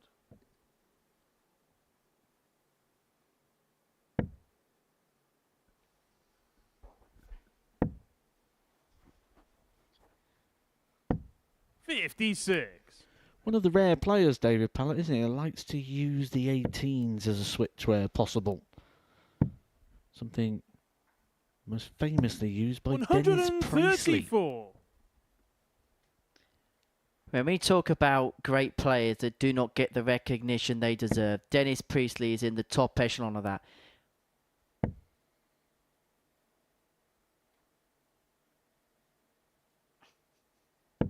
$85. Bit of a stumble there for David Pallett. When we're talking about players who 140. maybe don't get the recognition. Robert Thornton, remember the stumble he had against Phil Taylor in the Premier League? Steve Bean had a famous one here, didn't he, against Devon Peterson? Made the newspapers, that. Heenahan looking at the 1-2-7 in game. 120. Connor, you require To win the game, 127. Pallett finds a couple of balls to leave himself in contention in this contest.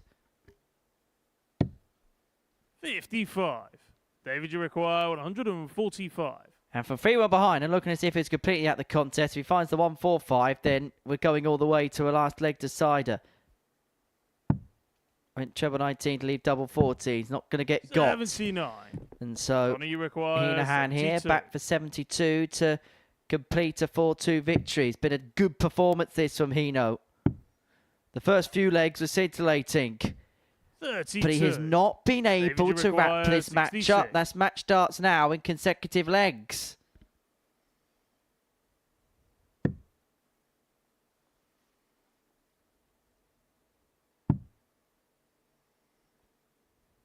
Double 14. Game shot on the sixth Loves leg. that double. David Pallett. Finds it there, and we go all the way to a last leg side. Fair to say, David Seventh Pallett and hasn't been final here for a leg. while, It's Connor and to he's throw looking first. to make up for Game on. lost time because he won a last leg decider in his opening match against Joe Mernon, and we're going to go the distance here against Conor Heenahan. 140.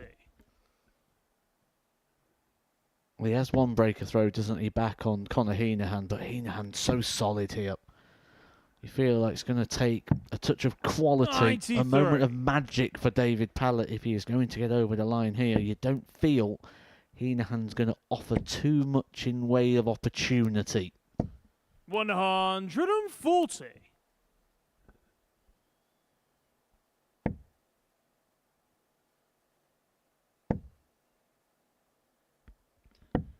$58.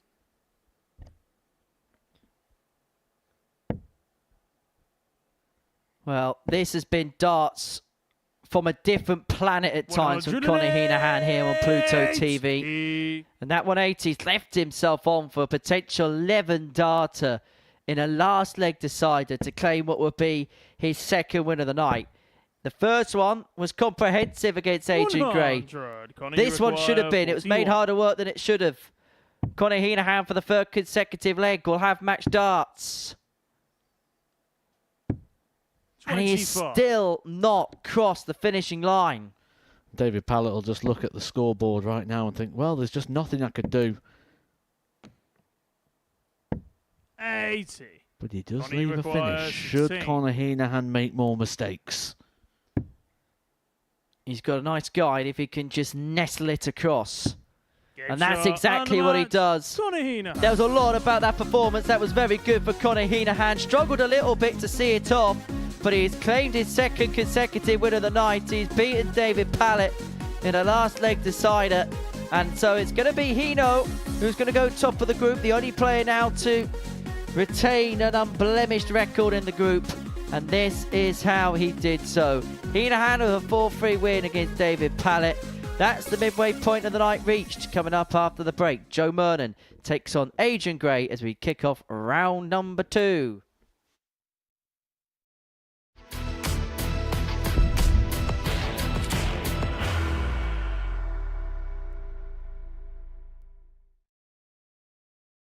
Are you ready to lift that trophy, Darius? Yeah. Let's do it then.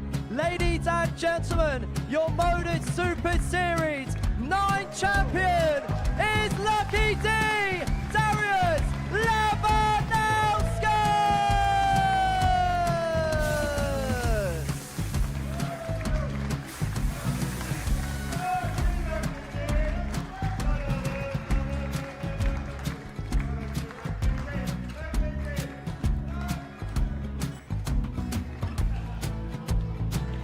Well, what a wonderful night of darts we have seen, and we are ready. Our champion is ready, and it's trophy time. So receive the trophy. £25,000. The new Modus Super Series champion, the Terminator, Marvin Van Velzen.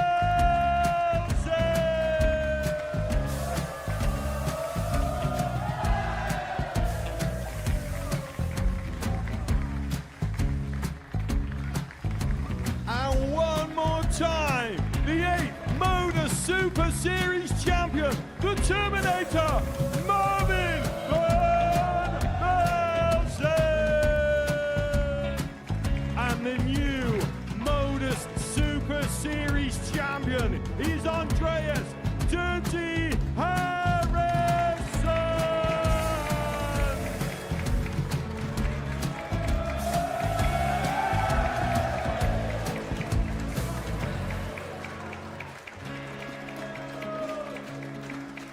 And one more time, the 7th Modus Super Series champion.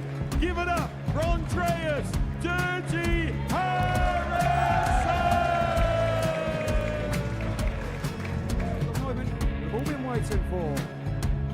Would you please show your appreciation for your Series 6 Modus Super Series champion, Scott Taylor?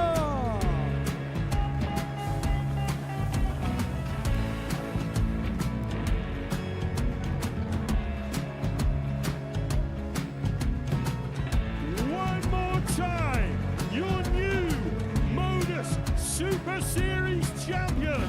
He is Chucky. He is Jim McEwen. Ladies and gentlemen, your Modus Super Series champion, retaining his title, the Nuke, Luke Littler!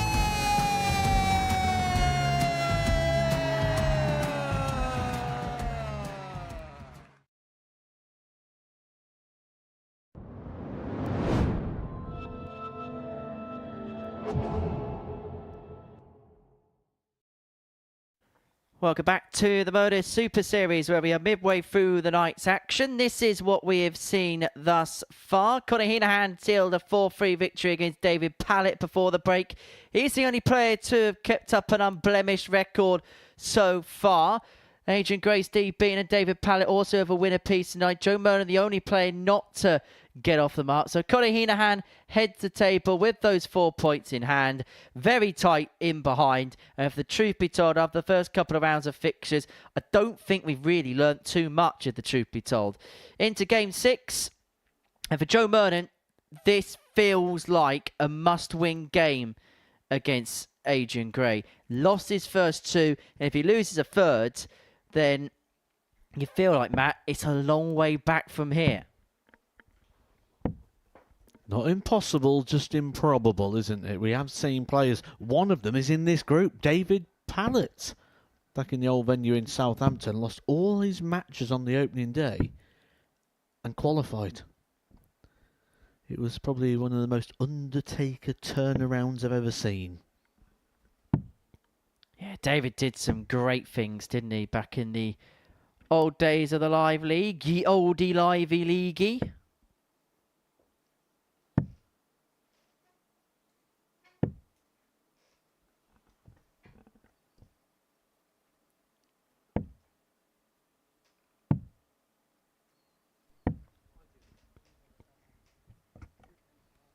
First leg, it's Joe to throw first. Just Game having a on. look at David's old record in the previous venue. Actually, only played... I didn't play as often as actually maybe we thought he did, or at least made it through as many Saturdays as we thought he did. 50 Got through to the serve. Saturday of week 2 in phase 4.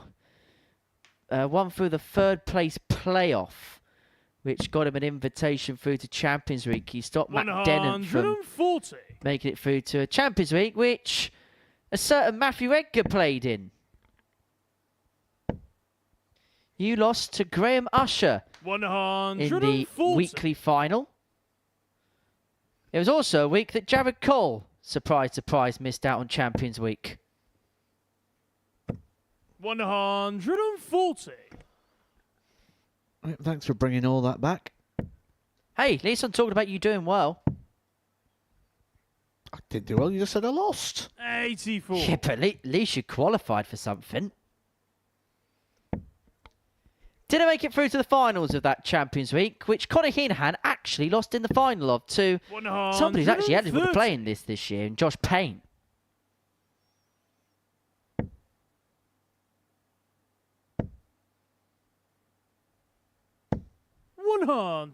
Adrian, you require 91. Well, this has been some opening leg for Adrian Gray. 9 darts down to 91. 51. He's going to leave himself You on require tops if 120. Mernon cannot take out this 120. He's found the treble. He's got the single. Is he going to climb the ladder? Yes, he On the is. first leg, Joe Mernon. Superb from Joe Mernon. You felt like his night needed a spark, and that could just be the Second moment leg, for it's him. Adrian to He the takes out the first. 120 to Game on. take the opening leg from underneath the grasp of Adrian Gray.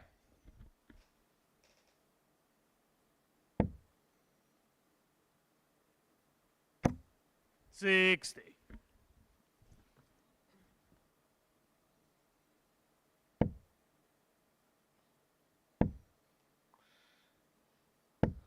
$81.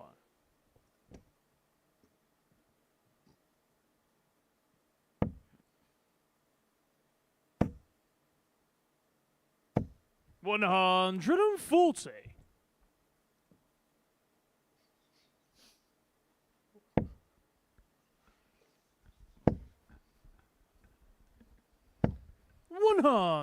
Just having a look at Adrian Gray's run to that quarterfinal of the Las Vegas Desert Classic in 2008. 60.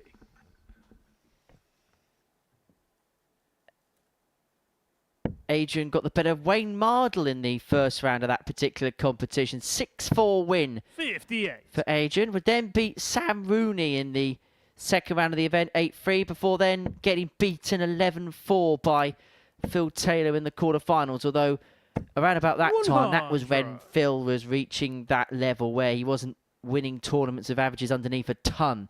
In fact, in that tournament, he demolished Roland Schulten 11-2 in the semi and beat James 53. Wade Adrian, you require 13-7 in the final. 141. Adrian, look at the 141. He's got plenty of time to complete leg 2, but then he thought he had the luxury of time in the last leg 74. before Joe Mernon picked his pocket eventually.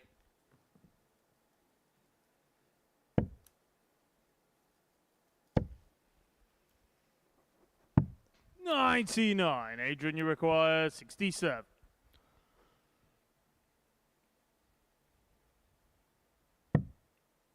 Nice pick off. Gives him 2 darts at the double. Didn't miss any darts at a double against Steve 59. Beaton, but he's not finding you anything require here against Joe 110. Mernon.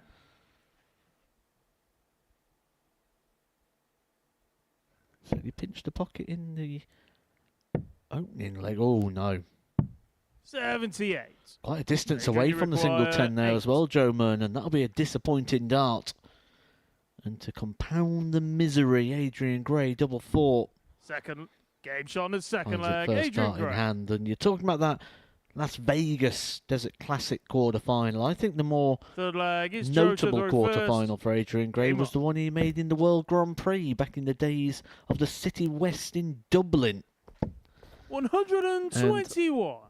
When we look at his performance there, it was opening game 2-0 against Phil Taylor, who very rarely lost back in those days, to the point Adrian Gray did an interview with the broadcaster of the event, and that interview, his 100. suitcase was packed. He thought he was going home.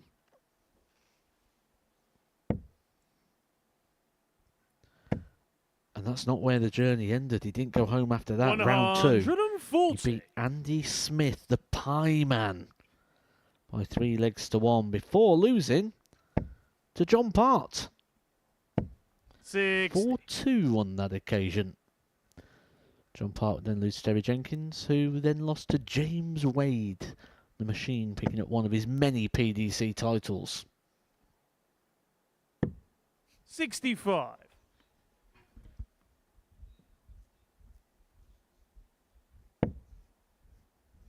Gray's let himself a 116 after 9 darts to 100. open up a Adrian 2-1 require lead and to get a break of 116. throw. Had the opportunity to break in leg 1, was unable to take it. And so double top here for the 116. And 96. remember Joe Mernon, the Three last require time Adrian Gray tried to 120. break, he took out the 120. Is history going to repeat itself here?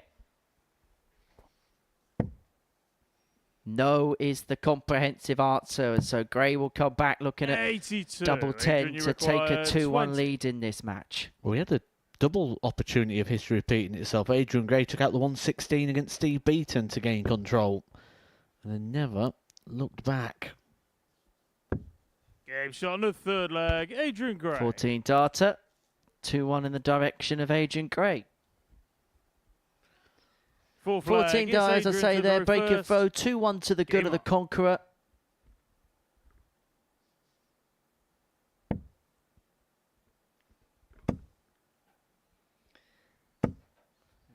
Of course, you can get in touch with us here at the social media. Can I start that sentence again, please? Please do, yeah. 134. You can get in contact with us here at the Super Series via social media. I just had a tweet from 108. James Edwards. I want the lineup for next week. Well, we will have the lineup for you for next week at some 100. point during the course of tonight's broadcast. It's his birthday weekend next weekend, so happy birthday for next weekend. 57. Sounded a bit demanding, that, didn't it? I want the lineup for next week. Or is that just how you've read it? Well, 100. Adrian, you require he just wants the lineup for next week. I don't blame him. It's a good week next week. We'll tell you more in just a second.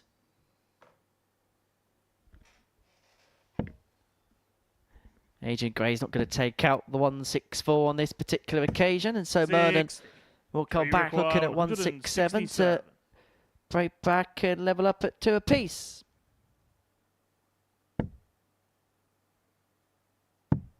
82. Adrian, you require 104.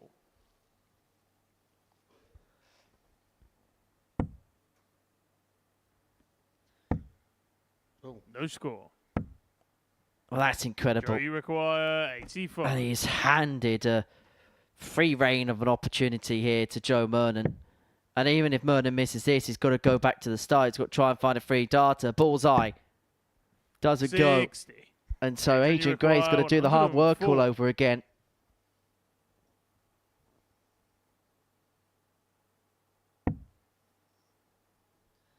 Well, that's a happy accident. That's not.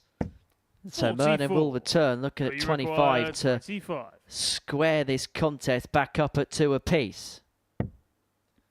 5 for double 10. Adrian It's Gray, you on the can full see in the flag, Joe background how annoyed he is about the way this last leg and these last few moments have panned out. He Fifth knows that flag, he it's should Joe be in to throw command of this first. contest, Game but he on. may have just let an opportunity slip.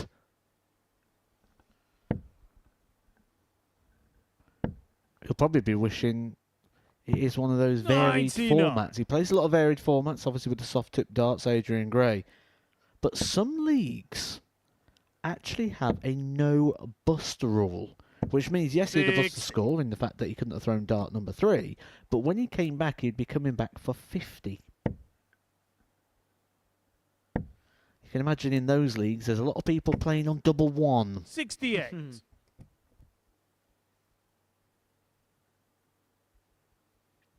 What's the strangest league you've ever played in? Must have had some weird and quirky ones in your time.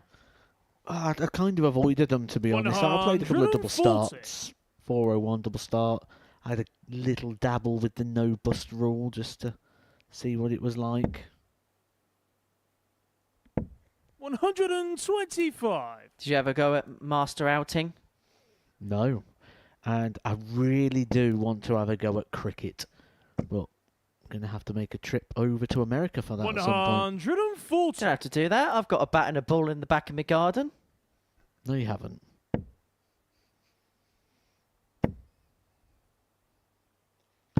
One 15 not out from the 139. school cricket team. Adrian, Thank you you very require much. 161.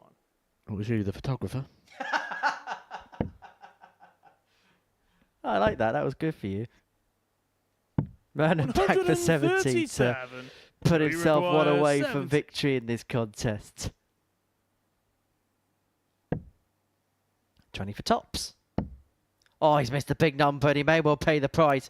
If Adrian Gray let the last leg slip, 68. then Adrian, Joe you Mernon may require let this one 24. do. You say he's missed a big number. I'm going to add to that. He's missed the big number again. Trapdoor. 21. And because Joe Mernon strayed into you the treble, he require has 2. left himself in the unenviable position of leaving double 1. How ironic that we've just mentioned about legs ending on double 1 and both players are going to get caught on double 1. No score. Adrian, But in a you local require league, when 3. you find yourself on 3, they say you can go no further.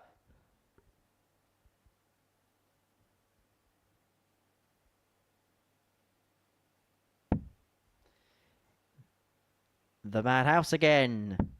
Game shot on the And it fifth goes. leg. Breaker Adrian throw. Gray. Adrian Gray 3-2 up. And he may feel like he's used a get out of jail free card there. Arguably, Sixth for flag, me, it's that Adrian is to one throw of the first. hardest finishes Game on. on the dartboard. So when you get to professional level, it's not. It's sort of like what Luke Humphries was saying on that challenge, you know, the 9-dart 147, that there's 2 answers. Because for your sort of casual player, your 140. recreational player, that finish is very hard. The single 1, you can make no mistake, and the double 1, you can make no mistake. And the likelihood is, most people have the angle of entry 43. of which a dart stands up to attention. The double 1 will also have obstacles in the way. Because you can't try and stay away from the double 1 in case you hit the treble.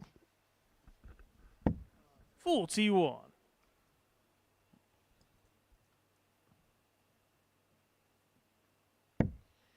You could tell it's crucible time of the year because we're opening up the what's harder, 147 or 9 55. darter debate.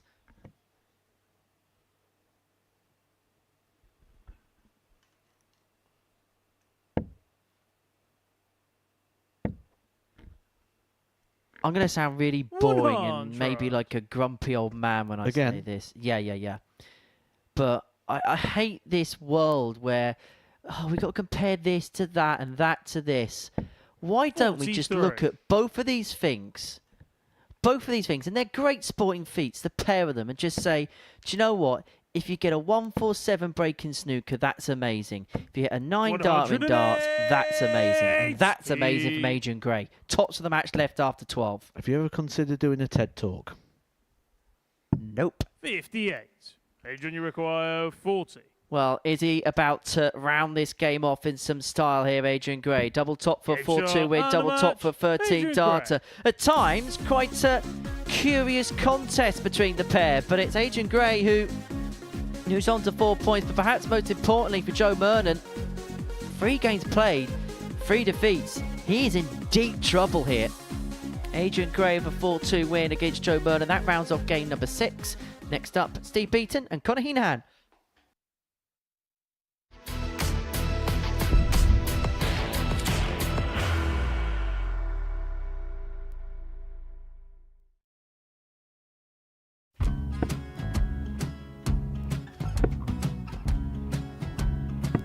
$54. Charlie Maguire, 164.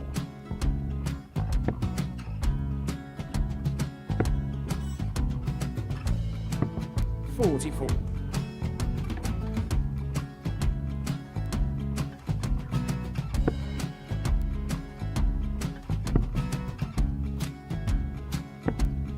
$32. Charlie required 120. Well, 120. He's got a fair, at least 2 handfuls at this. Just needs to stay 60. there. That's a good shot. Halves his score. Leaves himself on a 2 darter.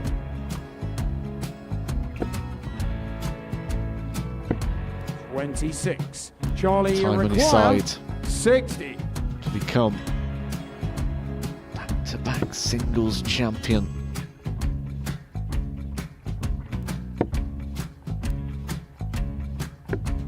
$40. Definitely a couple of nerves in those last 2 darts. But he'll be coming back. It's a moment he's been in before this situation. Standing at the back of the stage, Charlie approaching the required Yoki with a 20. chance to win the title.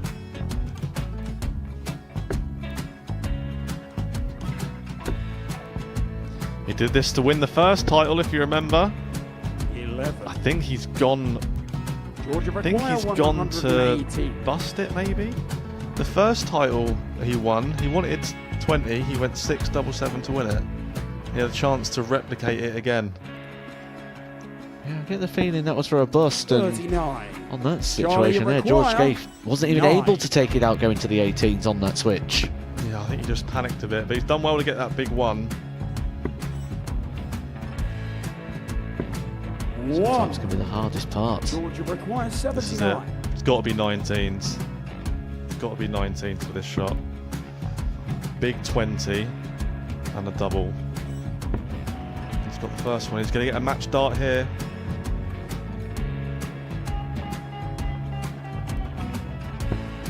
$59. Charlie Threw the entire required body into that 8. one. Just didn't want to let go of the dart.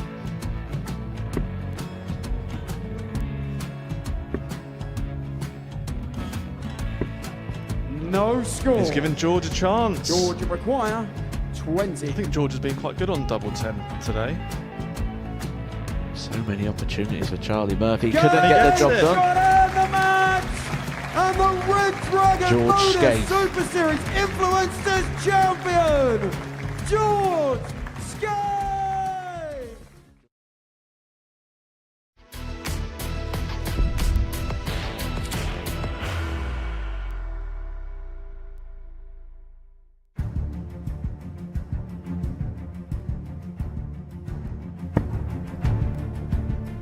Beautiful. Game shot the Absolutely first, beautiful.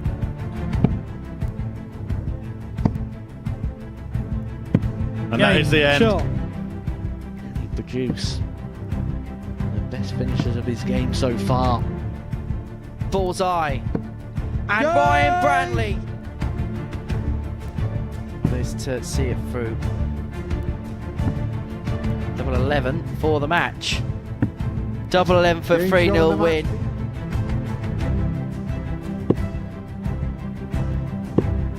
Oh, I like this a lot. He James on the loves it a third leg, lot. Jericho. Oh, perfect. Another one of them. Tops. The Highlander on the hits the first height. leg.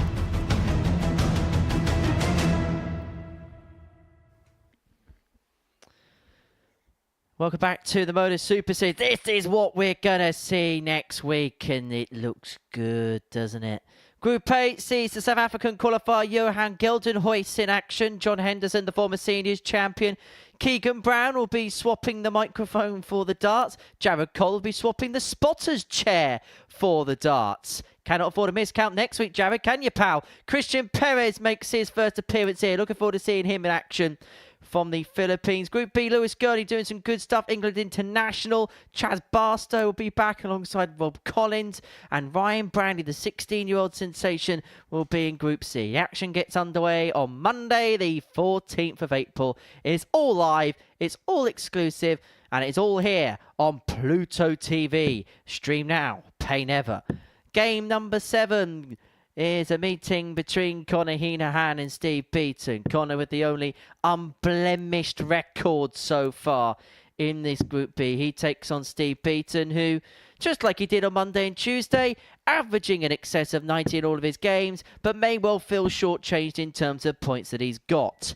So what is going to happen in this meeting between two Group A graduates? Well, Matthew Edgar is sat prime next to me to find out. First leg, it's Steve to throw first.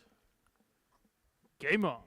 I think not only has Steve Beaton played well tonight, but Conor Heenahan's been exceptional. He's been so good tonight, and Steve Beaton 85. will be very well aware of that. We know he's a watcher. We know he likes to know what's going on. He's not someone who analyses it as such, but he just likes to sort of be aware of what he's up against. 135. And he'll be aware that right now he is up against the standard setter, 45. the bar setter in this group in regards to the levels at the moment. That's Conor Heenahan.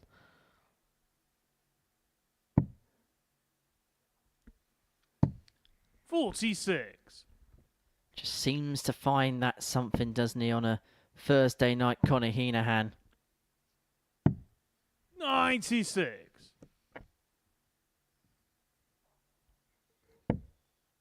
And he was knocking on the doors Saturday nights before he eventually won one. Took him a couple of tries before getting there. And 100. now he's done it once. He'll be hoping to carry on carrying on.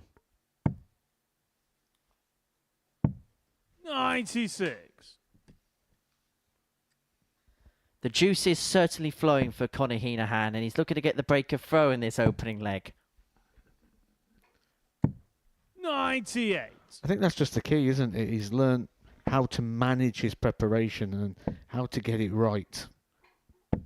100. Conor, you require 122 for Heenahan to take out the opening leg. If not, Beaton's back for 79 for what would be a routine opening leg hold.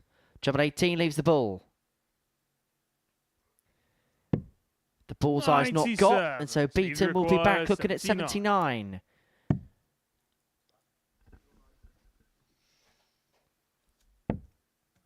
Double top for the bronzed Adonis. Game shot on the And first one dart leg. at double Steve top Beaton. was all Steve Beaton needed to open up a 1-0 lead. Second leg, it's Conor to throw first. Game on. Well, Conor Heenahan in no rush or no wait to 100. get going here. He's waiting for no man. He's waiting for no man. It's gone past midnight, okay? 100.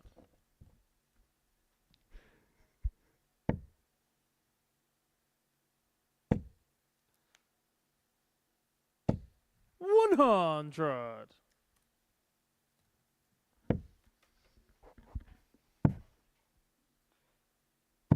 134.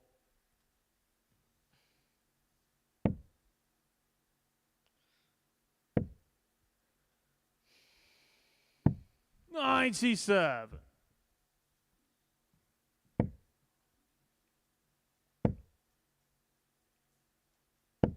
85.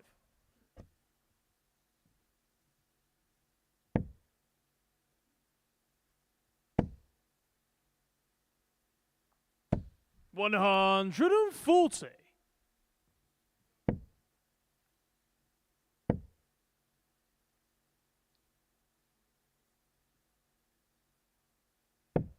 $130. Connie, you require 64.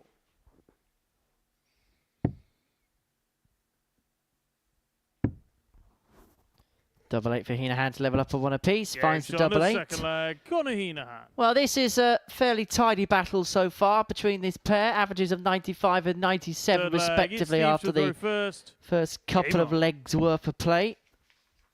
This, of course, the fourth meeting between 100. these two this week. And in terms of what happened in the Group A meetings, it was 2-1 in favour of Conor Heenahan, beaten 41. 1-4-0 on Monday. Conor Heenahan won 4-3 on both Tuesday and Wednesday, respectively. 108. For that, the first max of the match, and it goes the way of Steve Beaton. 95.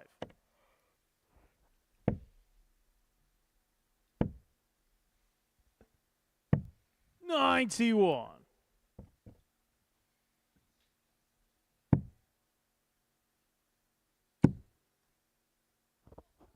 Had to head up there, didn't he? 174. That second dart was very Steve, you require precarious. 130. Beaton's got 6 on 130 to move 2-1 to the good. As seen, Heenahan's not on a finish, which is why he changes the MO. It's double eight. It's just on the inside, 122. but he is going to come back for 3 more.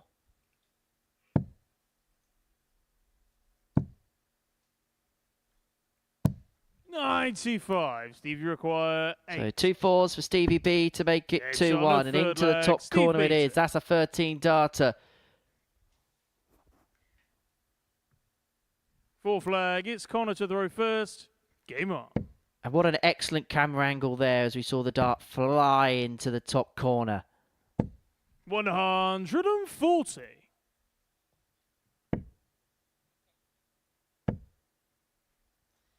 The darts are flying, the darts are 135. flowing, and these two really are getting going.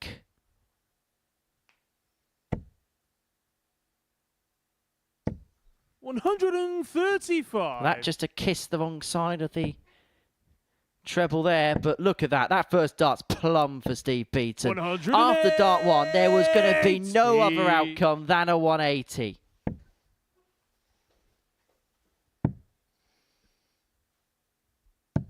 $134. Contest of the week so far. 108 plays 105 as he reached the midway point. 92. And Heenahan here home for potential 11 darters, level us back up at 2 apiece. 2 darts in his hand, a double 16. Game shot on the fourth Sneaks leg. in. Conor Heenahan. Sneaks in the corner, 12 darter, 2-2. Well, there was a little tell there from Steve Beaton before Fifth that leg, last it's throw. Steve to throw Just first. a little shake of the Game head on. after Conor Heenahan hit the 1-3-4, as if to say, what is going on tonight? 100. What am I up against here? He probably thought that handing his tour card back and leaving the Pro Tour, coming here to the Super Series, he may find it a little bit easier. 108. Well, not only is the schedule more grueling, but the levels at times 84. match, or in this situation, what he's facing here, go above and beyond. Well, we did warn you about Conor Heenahan on Thursday nights. 57.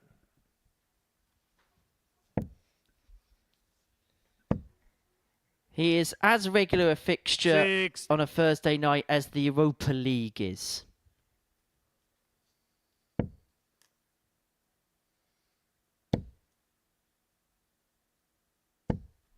$100. He's himself on 164 to get the break and open up a 3-2 advantage, or move him 1 away from victory. 60. And for Conor, Steve you Beaton, require well, 164. it's harsh to say that he's fallen off the pace because he hasn't. Just Heenahan is stepping up the levels as this game moves forward. 124. Leads himself tops after 12. Average 106.5 at this present moment in time. 60. Connie And if he require can find this double 40. top, he'll have a 3-2 lead in the contest. Double 10. Game shot on the In fifth it goes, leg. sneaks Connie into the Hina. bottom corner this time. 14 darter. And Hino 3-2 up with the breaker throw. Sixth leg. It's Connor to throw first. Game on. Steve Beaton tonight is averaged 96, 91 and currently averaging 97 and could only have 2 points for his efforts. 57. It's Group A all over again, isn't it, for the bronzed Adonis? 40. I get the feeling he's not going to like Portsmouth.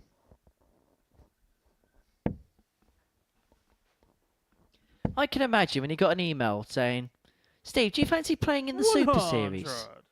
I bet he thought, yeah, that'd be great. It's going to be good fun, this. Really going to enjoy it. Win some games, play some good darts, 100. have some fun. I've got absolutely no doubt that he's really enjoying the experience of this place. In fact, he's always got this smile that's just so infectious. 58. But there's absolutely no way he's enjoying the playing at the minute because he's playing some really good stuff. But it just 59. feels like everybody raises their game against him.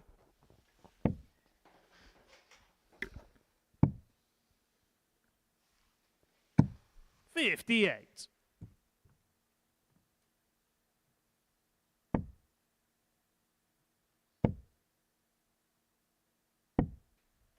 Excellent visit, perfect visit. Beaton threatening the break back to take this game all the way.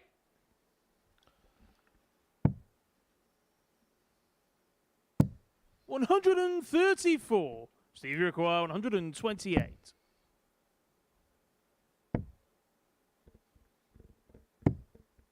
$112. Connie Well, that's a require superb setup. The 112 leads in double 8. If Hinahan does not take out the 94 to win it. Went double-double. And that was exactly what he did, remember, against Steve Beaton on 78. Tuesday. Stevie require 16. But for third successive game that goes all the way between the pairs, Steve Beaton's looking at double 8. And now across for double 4. 12. Cannot find it. Connie And so requires Hinahan is 16. going to return for the target. Steve Beaton has missed a couple at double 8. In the shot corner. and the What a match. performance that Connie is from Hinahan. Conor Hinahan. In the end, the average just dipped below the top mark, but he's provided his best for Steve Beaton again. And he must be thinking, what do I have to do to get wins in this building? Average of 94. Okay, he missed a few darts at double, but Hinahan a 4-2 victor. Adrian Gray and David Pallett comes next.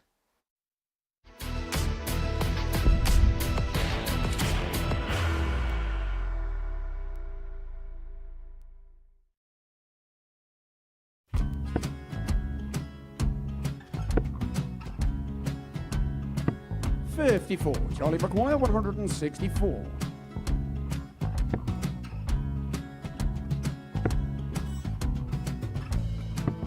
$44.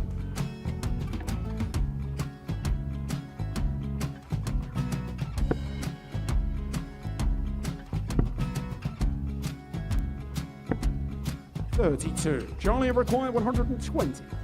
Well, 120. He's got a fair, at least 2 handfuls at this. Just needs to stay 60. there. That's a good shot. Halves his score. Leaves himself on a 2-darter.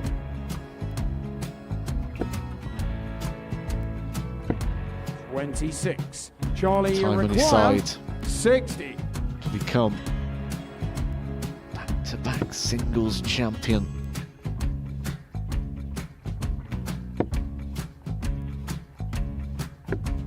$40. Definitely a couple of nerves in those last 2 darts. But he'll be coming back. It's a moment he's been in before this situation. Standing at the back of the 81. stage, Charlie approaching the required Yoki with a 20. chance to win the title.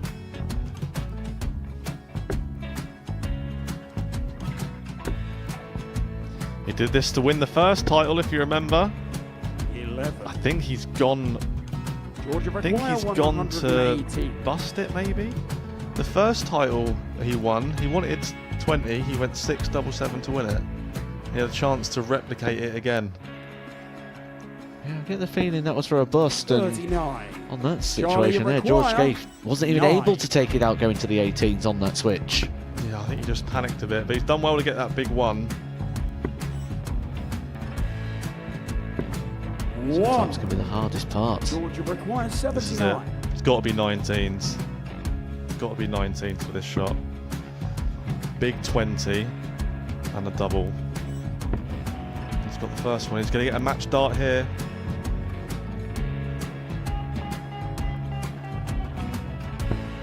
$59. Charlie Threw the entire require body into that 8. one. Just didn't want to let go of the dart.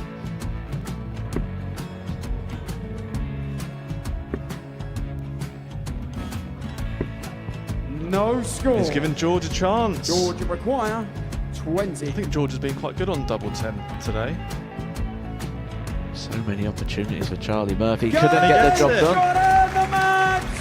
And the Red Dragon George Modus Scaife. Super Series Influencers Champion, George Scaife!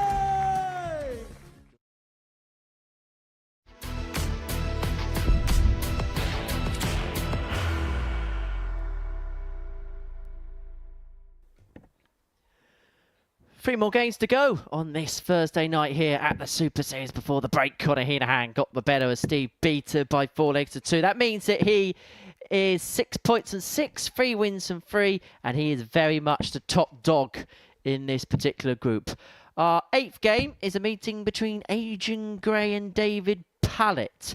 For Adrian, he's rounding his night off here with a meeting with David. 4 points from his 3 games so far. Pallett looking to move on to that mark First with victory leg, here, it's which would Adrian leave to throw Steve first. beating a couple adrift. And Game on. that is exactly who David plays in the final match of the evening session here at the Live Lounge in Portsmouth. So Adrian getting us underway here on the South Coast. 125. A night which, in terms of performances so far, it's not really too much to dislike. Couple of 90+ averages. Really good doubling performance against Steve Beaton. I think he'd be really pleased with the way things have gone so far. 83. Yeah, David Pallett could play 87 averages. I'll be more than happy with that. Only missing out by 1 leg. Good doubling. Numbers stack up well. It's all held together very well for David Pallett. Which, 81. you know, this is his first experience once again of broadcaster darts, playing with cameras and analysts and everything that comes with a broadcast. And yeah, he's acquitted himself very, very well. He'll certainly be more happy 58. and proud of this performance than the last time we saw him in this sort of environment, which was the Lakeside a couple of years ago. 100. Well, he'd be the first to admit that his game wasn't in the right place at that present moment in time. But because he had accrued the points to get to Lakeside, you're not going to turn down the opportunity to play at a venue like that. 60. Great venue to play in, isn't it? For my very brief spell there, yeah, it weren't too bad. 99.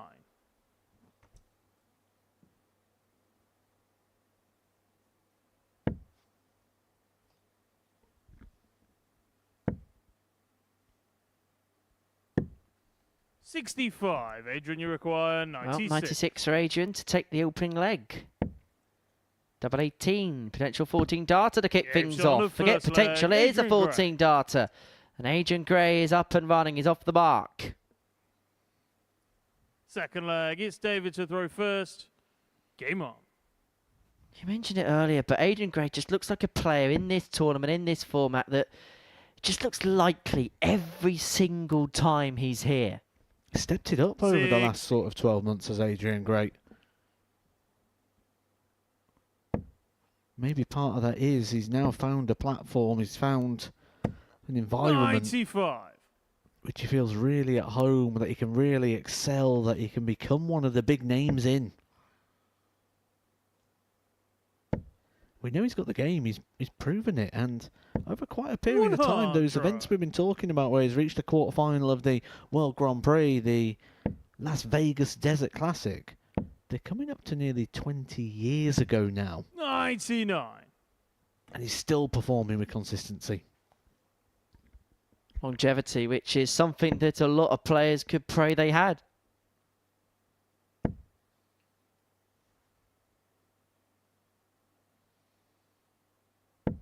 $100.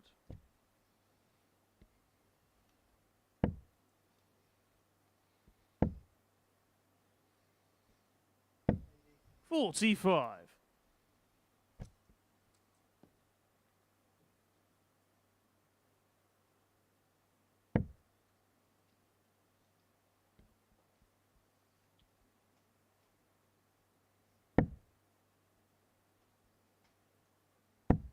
$128.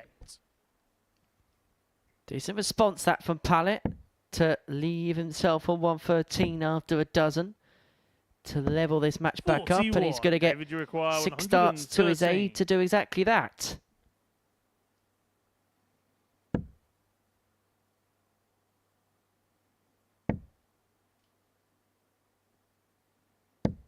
$41. Will return for 72. Should get a dart at the very least upon his return.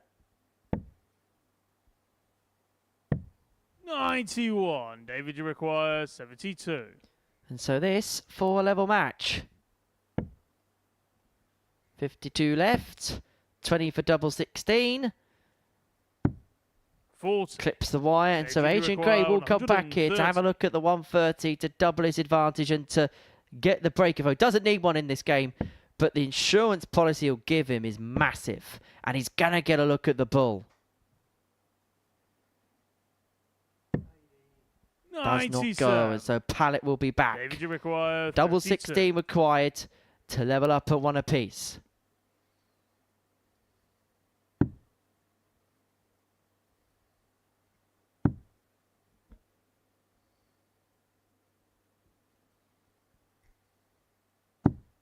No score. He David, you somehow require managed to find a 33. way between the middle of them, which looked practically impossible.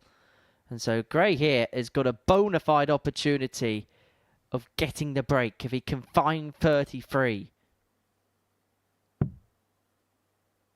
Double 8. Gabe shot Is on the great. second leg. Adrian And Gray Gray. gets the break. And he leads by 2 legs to 0.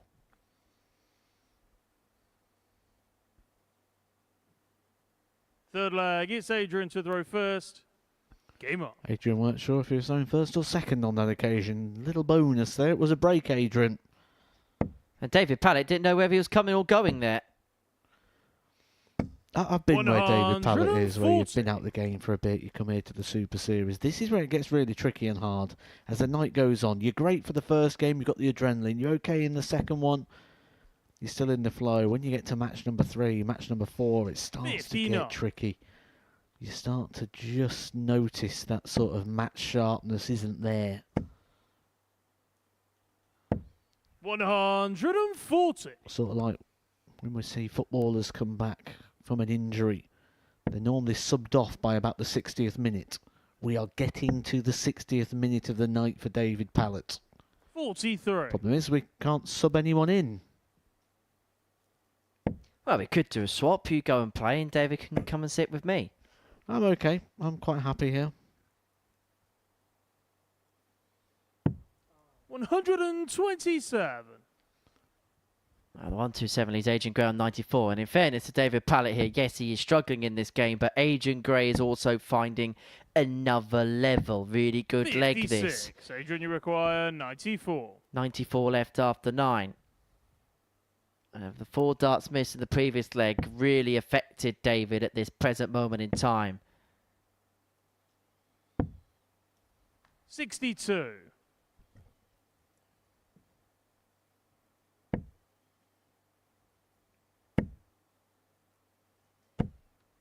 $100. Adrian, you require 32. So double 16 to extend the lead to 3. I promise you, that was an attempt Gabe for double shot on the 16, third and that is a leg, double Adrian 16, and that's a 3-0 lead for Adrian Gray. 14 darter, 48 darts to get us to Fourth this leg, particular it's David point. to throw first. Game on. Professional job, this, isn't it, from Agent? And some. 96. Be a great way for him to end his night. Be delighted with that, wouldn't he, Adrian Gray? 6 points. We know he gets a lot of support when he plays on a Saturday night, and if he is to complete the job here and complete it with a sizable scoreline like it's looking likely he will do, you feel that 100. maybe that support is going to start booking their tickets quite early. Because there is a genuine chance here that between Dave Pallett and Joe Mernon, they could end on just 2 points, meaning there could be a gap between the players in the qualification places. Well, we had a tight Group A, but this present moment in time, there's a possibility this Group B could be a complete and utter contrast. Well, Adrian Gray will temporarily move to the top of the table with 6 points of a big win in this contest. Conor Heenahan will be looking to complete the card in the next when he takes on pointless Joe Mernon. 140. At 140 keeps Adrian Gray on Pallett's tail in this leg. 94. Picks off the treble with the last, leaving himself on a 2-darter after 12. And that is the perfect first dart for Adrian. 105. Couldn't follow it with dart 2, but picks off the 25 with dart 3 to leave himself on a 2-darter. So Pallett, to keep the game going longer, looks at the bull. And gets the bull. And when he's been under the type of pressure that he has done in the full duration of this contest, you've got to give him a lot of credit. One dart at the ball, he may have felt like it was the only chance he had, and he's taken it. Full credit to David Pallett there. 81.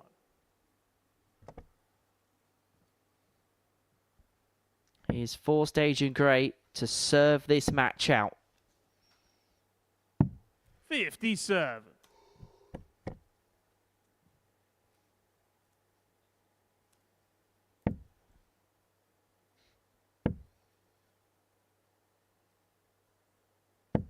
$100.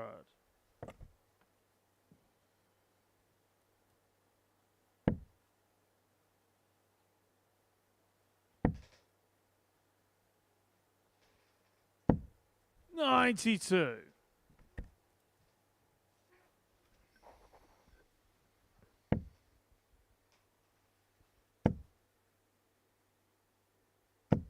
$60. David Pallett used to walk onto the blur track, Park Life. In front of all the people.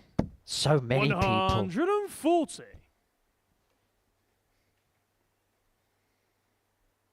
Well, that link really didn't go hand in hand, did it?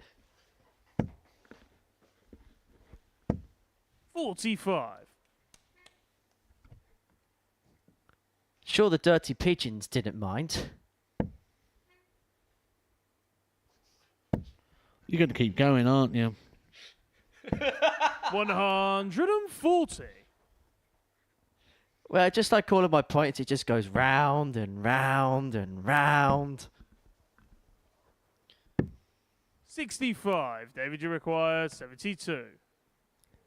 To win leg 2 of his match, David Pallett.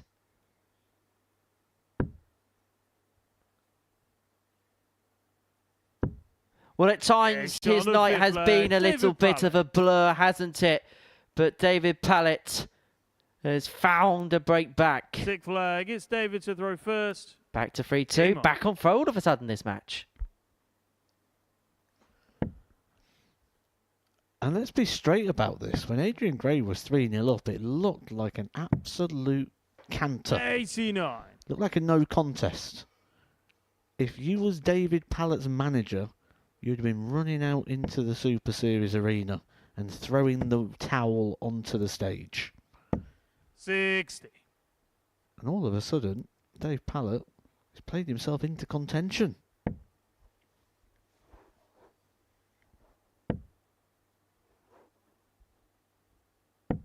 58.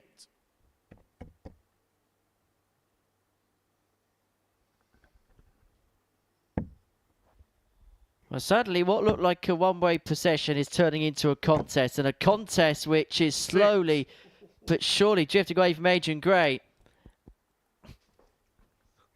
And that bounce out there meant that Jack Garwood needed to run out the way.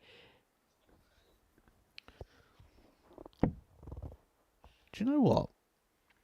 I reckon, 42. and this is going to be the content side of me thinking.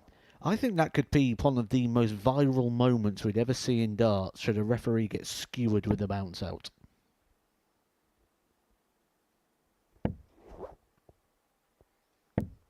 $55.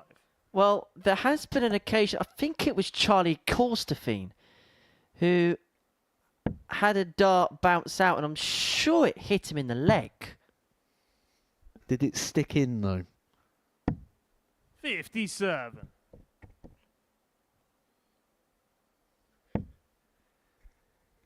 Put it this way, they say darts is a safe game. Oh, sometimes it can be dangerous. 100.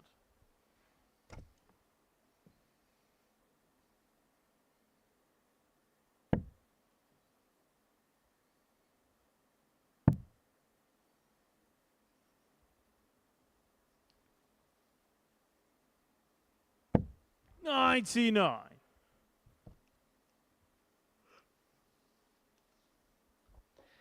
Pallet leaves himself on 156 to take us all the way in a game which looked like Adrian Gray was all but the winner of. David, you require 156. 6 darts on this point to send us the distance. Well, he's not going to take it out this time. He's got a lovely guy with dart 1. Can't utilise it, can't follow it. 88.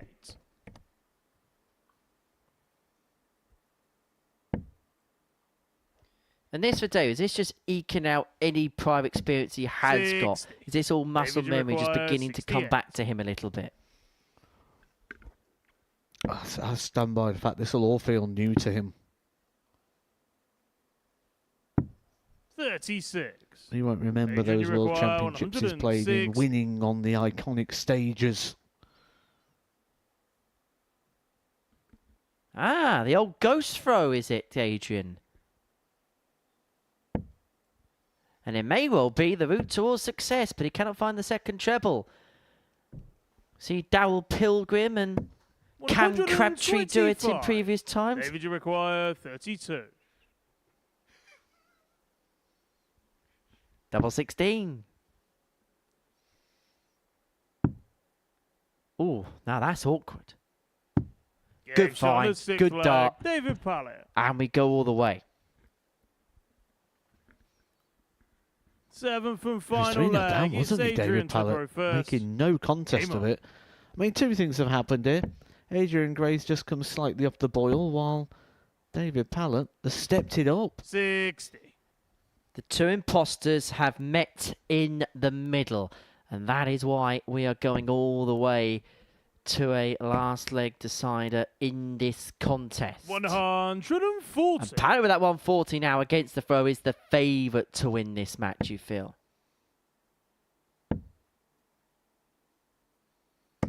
$140.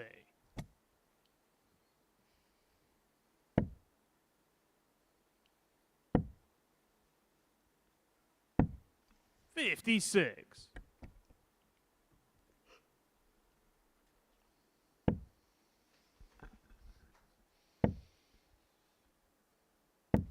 $100.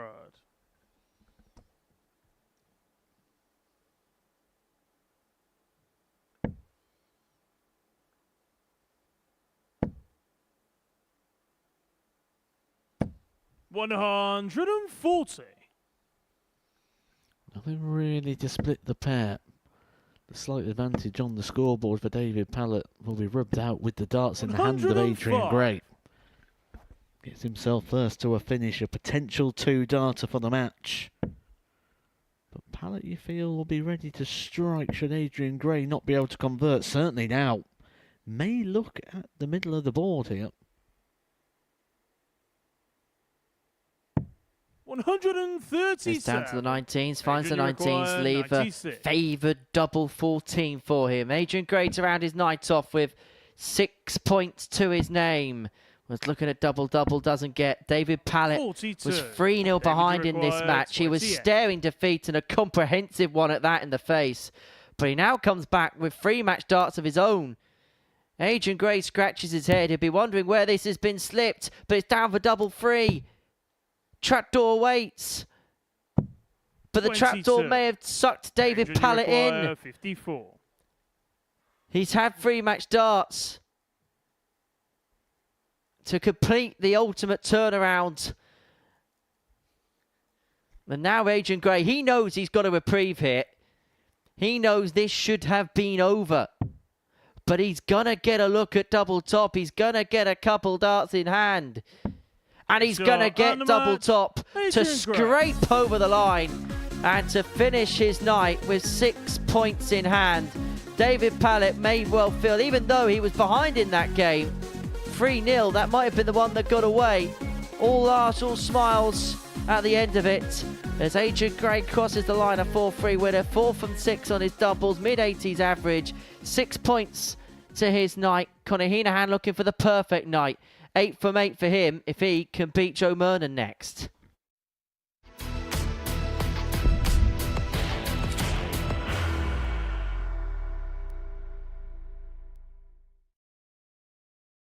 Are you ready to lift that trophy, Darius?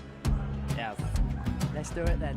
Ladies and gentlemen, your Modus Super Series 9 champion is Lucky D, Darius Levanowski!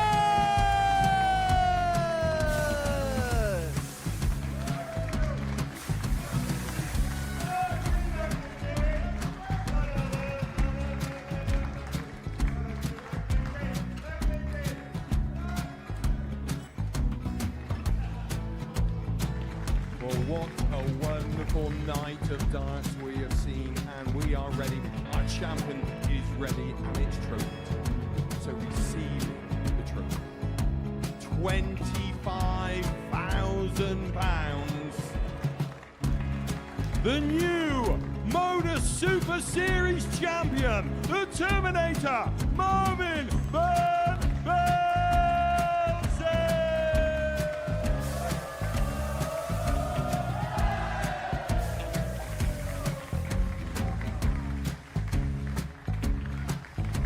And one more time, the 8th Modus Super Series champion, the Terminator, Marvin Van Velzen. And the new Modus Super Series champion is Andreas Dirty Harrison.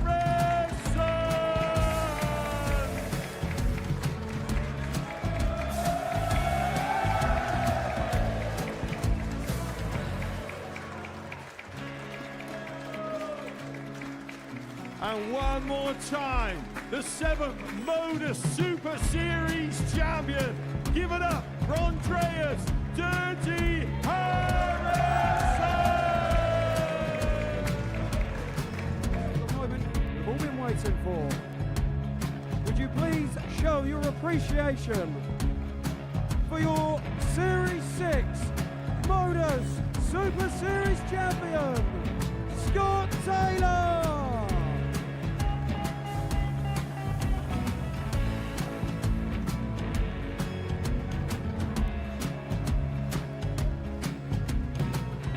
One more time, your new Modus Super Series champion. He is Chucky. He is Jim McEwen. Ladies and gentlemen, your Modus Super Series champion, retaining his title, the Nuke, Luke Littler!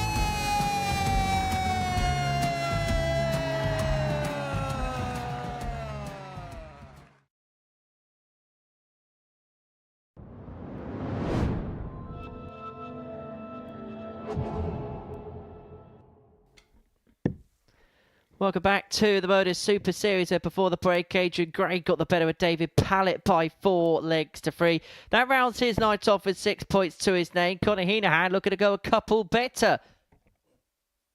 Victory here against Joe Murnan would mean 8 points overnight for Hino. And he'd know that he is the top player in the group. And he'd only need most likely a win on Friday evening to rubber stamp his qualification through First to leg, it's Connor to Saturday's throw first. showpiece finale. Game on. Hinahan does have the darts in this contest. The last game of both players' evenings. And for this pair, there couldn't have been a more complete contrast of their fortunes. 50, What sir. do you expect to see in this one, Matt? I think more of the same for Conor Heenan. There's been no signs of any weakness, no signs of any slowing. And when he got that victory against Steve Beaton, 48. you could see what it meant to him. Came off fist bumping the air. Maybe if there's any worry, it'd be the fact that he'd be happy with 6 points. 96. However, you're always happy with 6 points before a night starts. But if you've got 6 out of 6, you've got the opportunity to get the 8. You're 43. still going to be disappointed if you don't. So Conor Heenan had an opportunity here to really extend at the top. And with Joe Mernon not winning a game as of yet, he could be 8 95. points clear of him, essentially meaning tomorrow he only has to shoot 1 player. And he will be through to Saturday night once again. 93. He will be looking for a second weekly title here at the Live Lounge in Portsmouth. 26.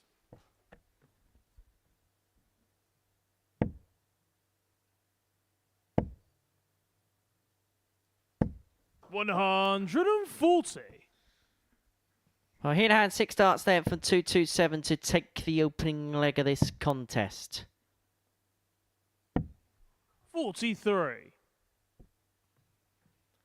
Feels like a little bit of a slumber start for the pair. 85.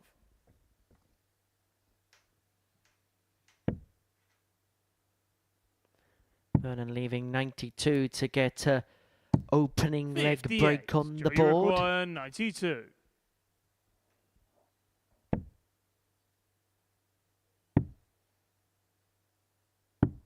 $52. Connie require He'll leave himself on double top to 126. get the break. Heenan 126. Perfectly sat for another. The ball. He had a few more darts like that at that Joey particular require target on 40. Monday, and maybe that's just creeping in again here as Mernon looks at double top for the break. Now heading down for double 10 in the Game shot double of first 10, leg, and Joe into the Mernon. lead is Joseph Mernon. Oh, full name. Has he been Second naughty? leg, it's Joe to throw first. No, but I Game just on. thought we'd mix it up a little bit. Matthew. How do you know it stands for Joseph? I don't know. I just 120. surmising. So he's guessing. Yes. I don't think anybody said Stephen Beaton on commentary before. 100. How do you know it's Stephen? I don't. I'm just plucking names out of thin air. 125. Just guessing again. Yes, yes.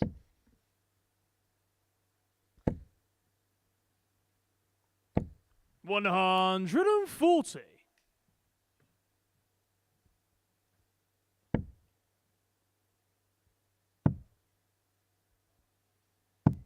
$96.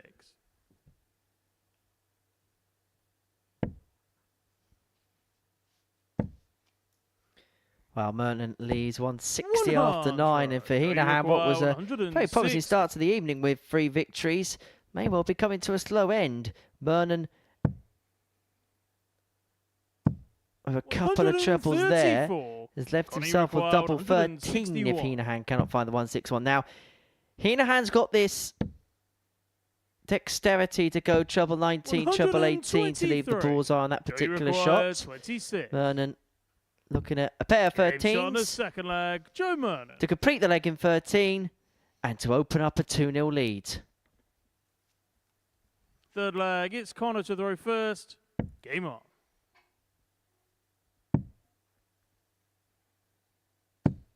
$60.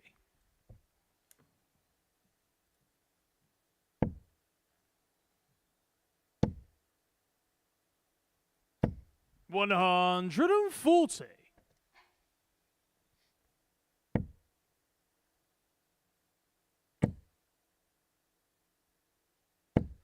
50.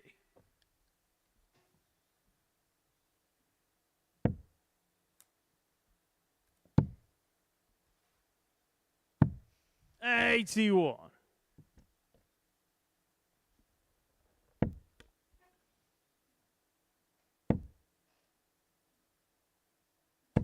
60.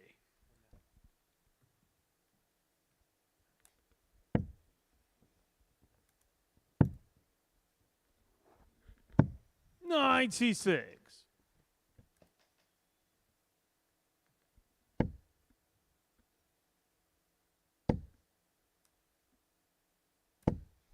100.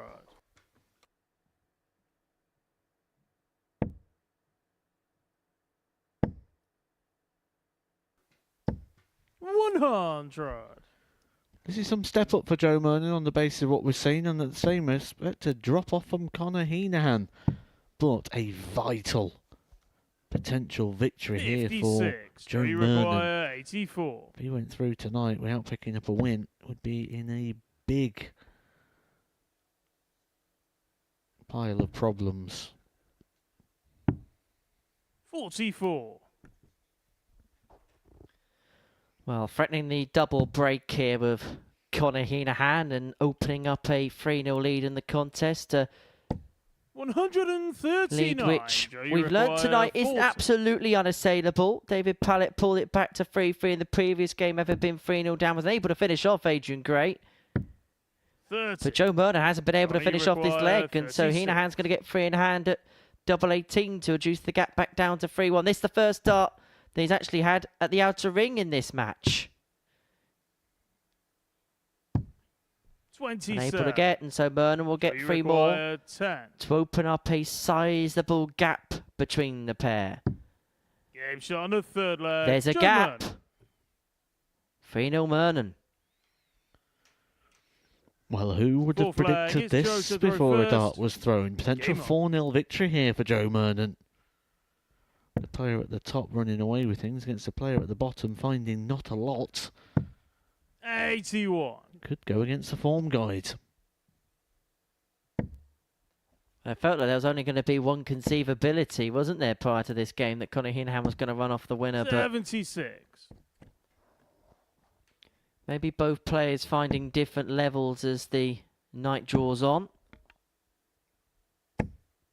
22.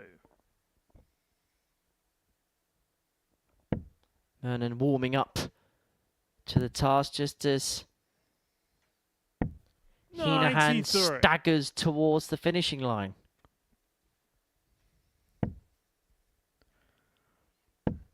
Heenahan ready for bed. Joe Mernon ready to get started. 100.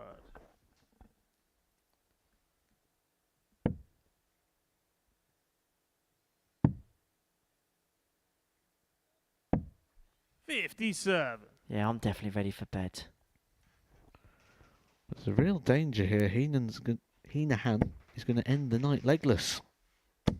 180. 180 for Mernon, leaves himself on 118 to complete a 4-0 win. 83. Joe, you require 118. And he's got 6 darts on here to do exactly that. Oh, clips the barrel, goes the wrong side, but he has got time 44. to his aid.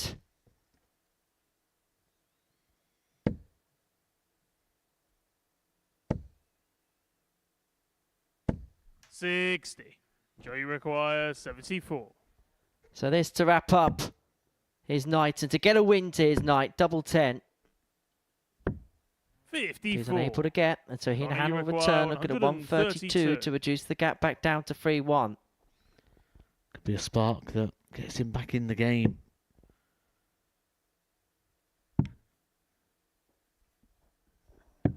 But I think 52. the candle has Joe, been you blown require out for 20. Conor Heenahan on this Thursday night. Joe Mernon back for double 10. Game Gets shot a and double match. 10. Joe Murn. And the man that was previously unbeaten has been comprehensively defeated by the man who's just picked up his first win of the night. Hooray, he says. A 4-0 win for Joe Murn against Conor Heenahan to round off his night's worth of action. Our final game comes after the break as David Pallett takes on Steve Beaton.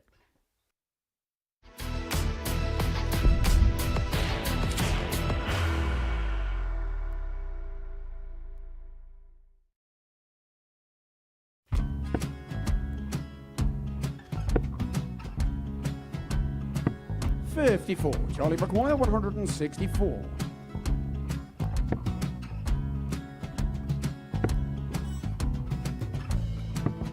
$44.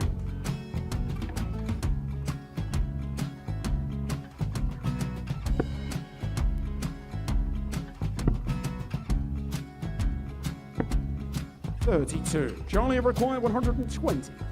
Well, 120. He's got a fair, at least 2 handfuls at this. Just needs to stay 60. there. That's a good shot. Halves his score. Leaves himself on a 2-darter.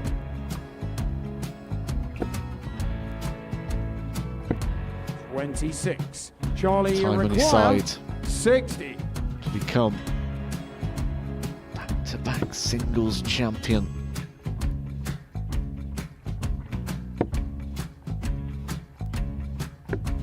$40. Definitely a couple of nerves in those last 2 darts. But he'll be coming back. It's a moment he's been in before this situation. Standing at the back of the 81. stage, Charlie approaching the Require, hockey with a 20. chance to win the title.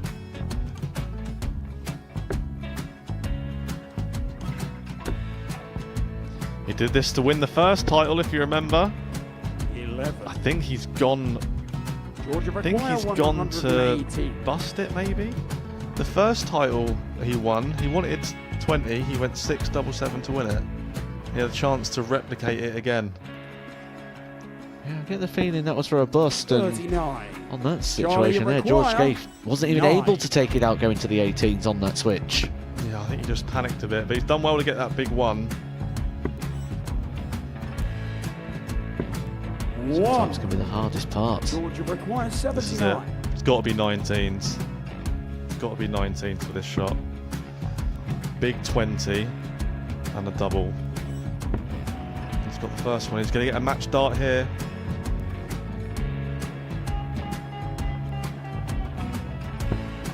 $59. Charlie Threw the entire Require, body into that 8. one. Just didn't want to let go of the dart.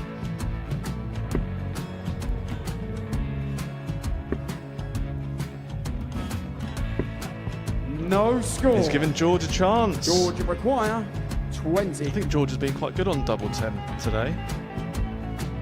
So many opportunities for Charlie Murphy. Got Couldn't it, get the job it. done. Got it, the match! And the Red Dragon George Modus Skate. Super Series Influencers Champion, George Skate!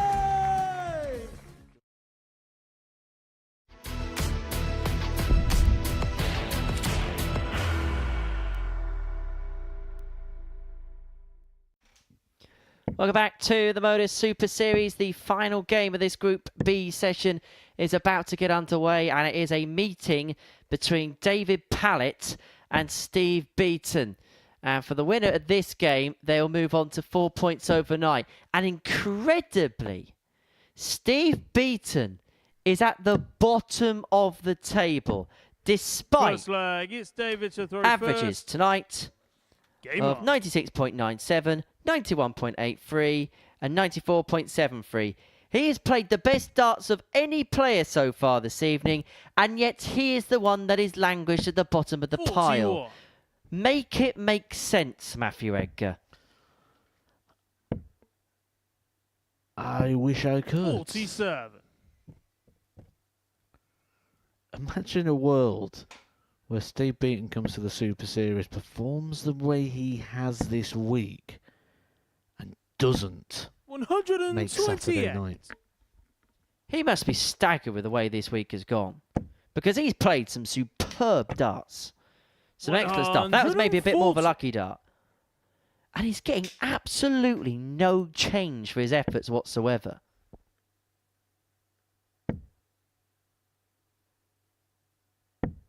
$58.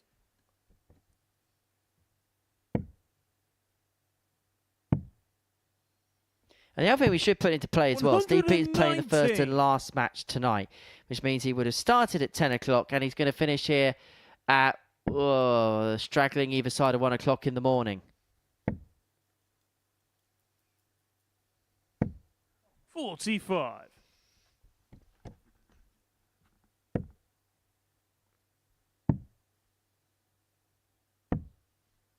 $42.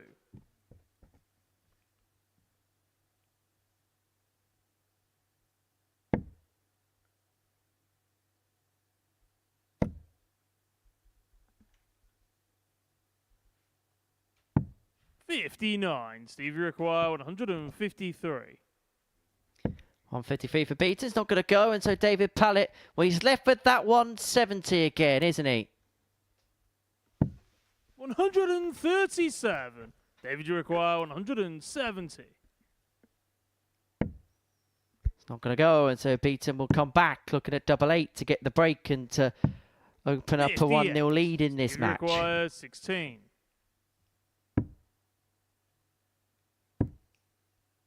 It's getting closer, but No he score. cannot find a way in, and so he's David, given you Pallett require an outside 112. opportunity. He's already had the 134 tonight. Can he add the 112 to the collection?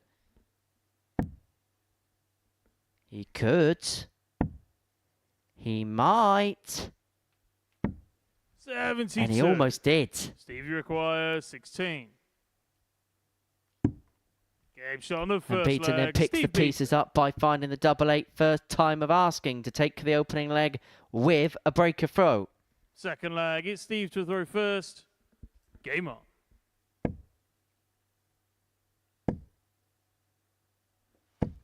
$81.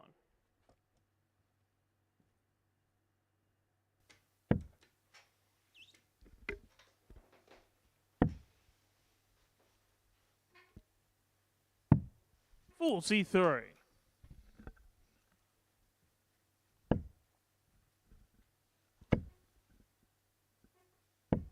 $60.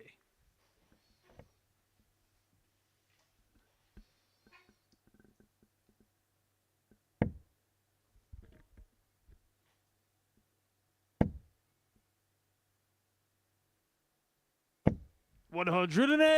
Maxi there for Pallett. He Puts him possibly in control of this leg on the beaten throw. But that 140 may well just wrestled it back in the bronzed Adonis' direction.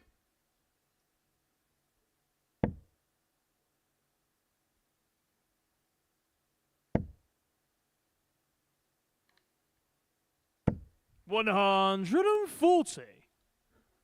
Pallett leaves the 138, the greatest ever finish to win a World Grand Prix. 134. David, you require 138. And if it doesn't go, Beaton's back for 86. To confirm the break he got in leg one with a holder throw, he's going to come back. May just be a dart of the ball, but it's an opportunity nonetheless to stretch his lead to 2. 42. Steve, require 86. 18 bolt. The treble looks fairly blocked, and that's why he didn't even contemplate it. 61. He wasn't too far off. David, you require 96.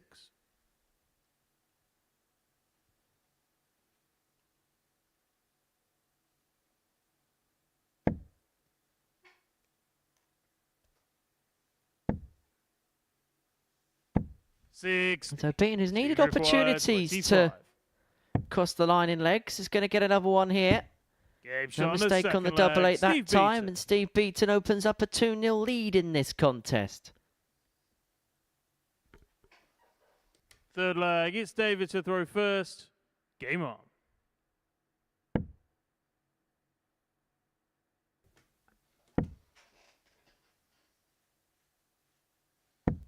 $56.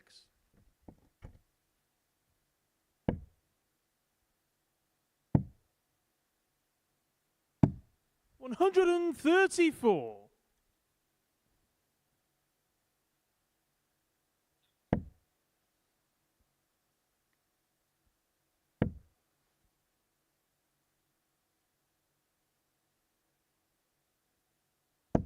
60.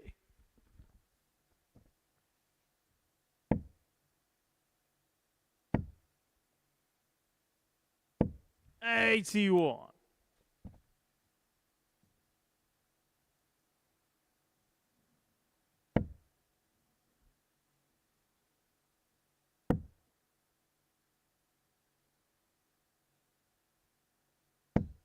44.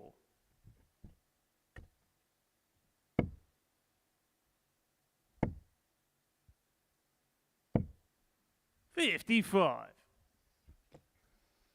Well, it's been a little bit more of a cagey, tentative leg, but Beaton has taken the darts off of David Pallett here, who needed a max to leave himself on a finish, and so Beaton is going to get 6 here from 2-3-1 to get the double break and to open up a 3-0 lead in this match. 100. Ton there leaves him a 1-3-1.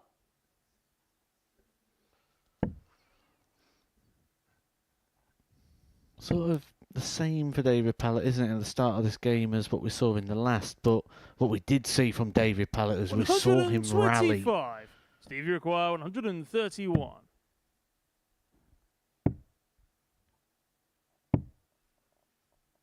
83. David, you require 124. Well, if he's going to rally in this match, you get the sense it may have to start now. And he's missed the big number 88. to give himself a dart at the bullseye. Pitch low, maybe a tired dart for him. As Beaton looks at double 16 and now double 8.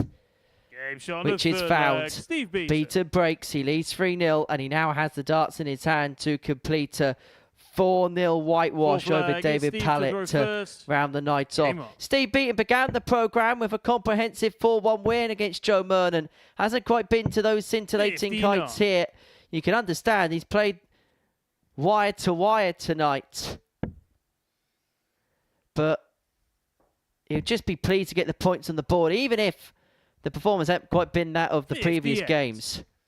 Perhaps it'd be an irony that his lowest average of the night would yield only a second win of the night. 134.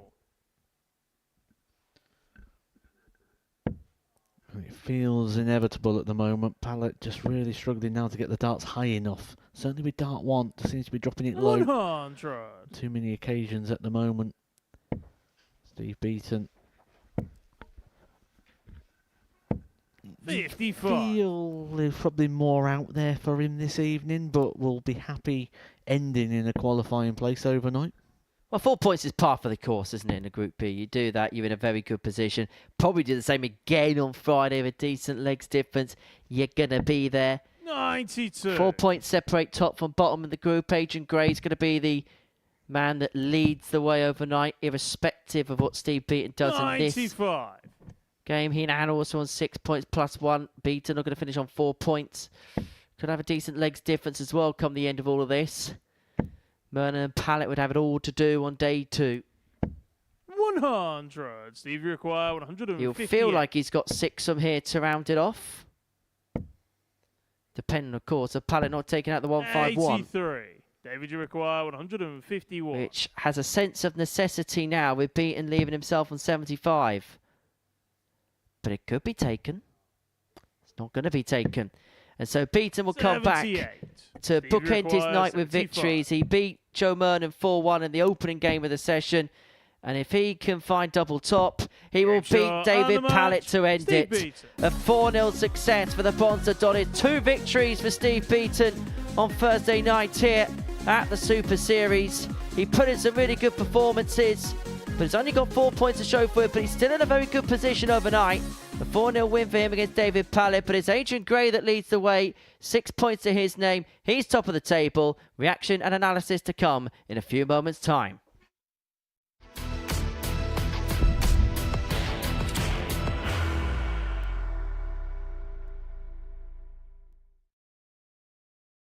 Are you ready to lift that trophy, Darius? Yes. Let's do it then. Ladies and gentlemen, your Modus Super Series 9 champion is Lucky D, Darius Lewandowski!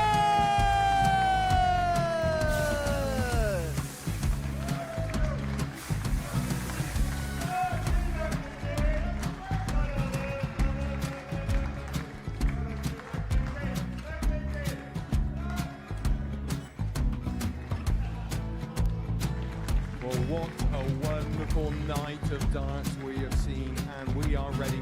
Our champion is ready, and it's trophy. So receive the trophy. £25,000. The new Modus Super Series champion, the Terminator, Marvin Van Velzen.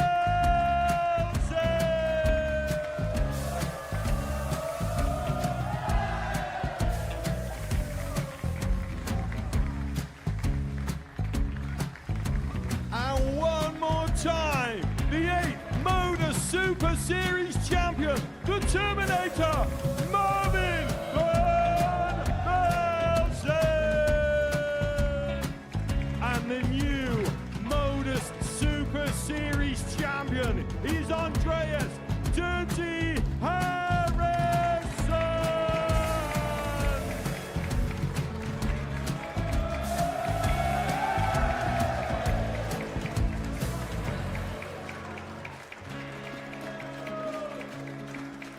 And one more time, the 7th Modus Super Series champion.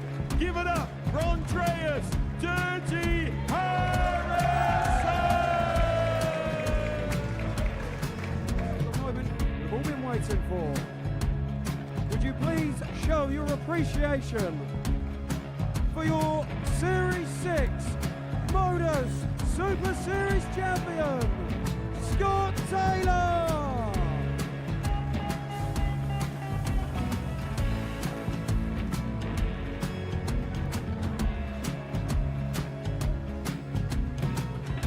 One more time, your new Modus Super Series champion.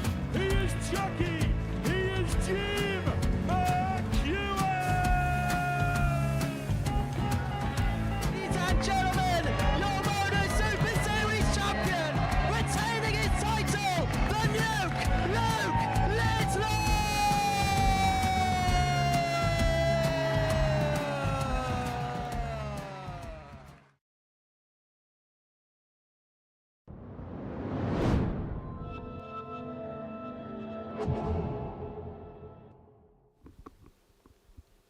Welcome back to the Modus Super Series. Before the break, Steve Beaton got the better of David Pallett by 4-0 to round off his campaign and to round off the night's action here at the Live Lounge in Portsmouth. That's how tonight's results look, and at the end of play, it is Adrian Gray that leads the way overnight. 6 points to his name at the end of the action on Thursday. Him and Conor Heenahan both on that mark. Steve Beaton with 4 points, 2 wins, 2 defeats for him. Joe Myrne and David Pallett, they are both on 2 points respectively following the first night's worth of play. An intriguing evening here at the Live Lounge in Portsmouth, and we've been watching it all in the company of primetime Matthew Edgar. Adrian Gray, top of the table overnight. And we were kind of mentioning it in commentary, weren't we, that he's the type of player now that's got just such a reliability about his game. You kind of know what to expect from him these days. Yeah, and I think maybe we even got a little bit more than that this evening from Adrian Gray. It was solid, it was quality, it was consistent. I don't think really there was any real flaws for Adrian Gray tonight. He got a big win against Steve Beaton earlier on in the night, and then really no further issues. It was good. He's top of the table. He's rightly so.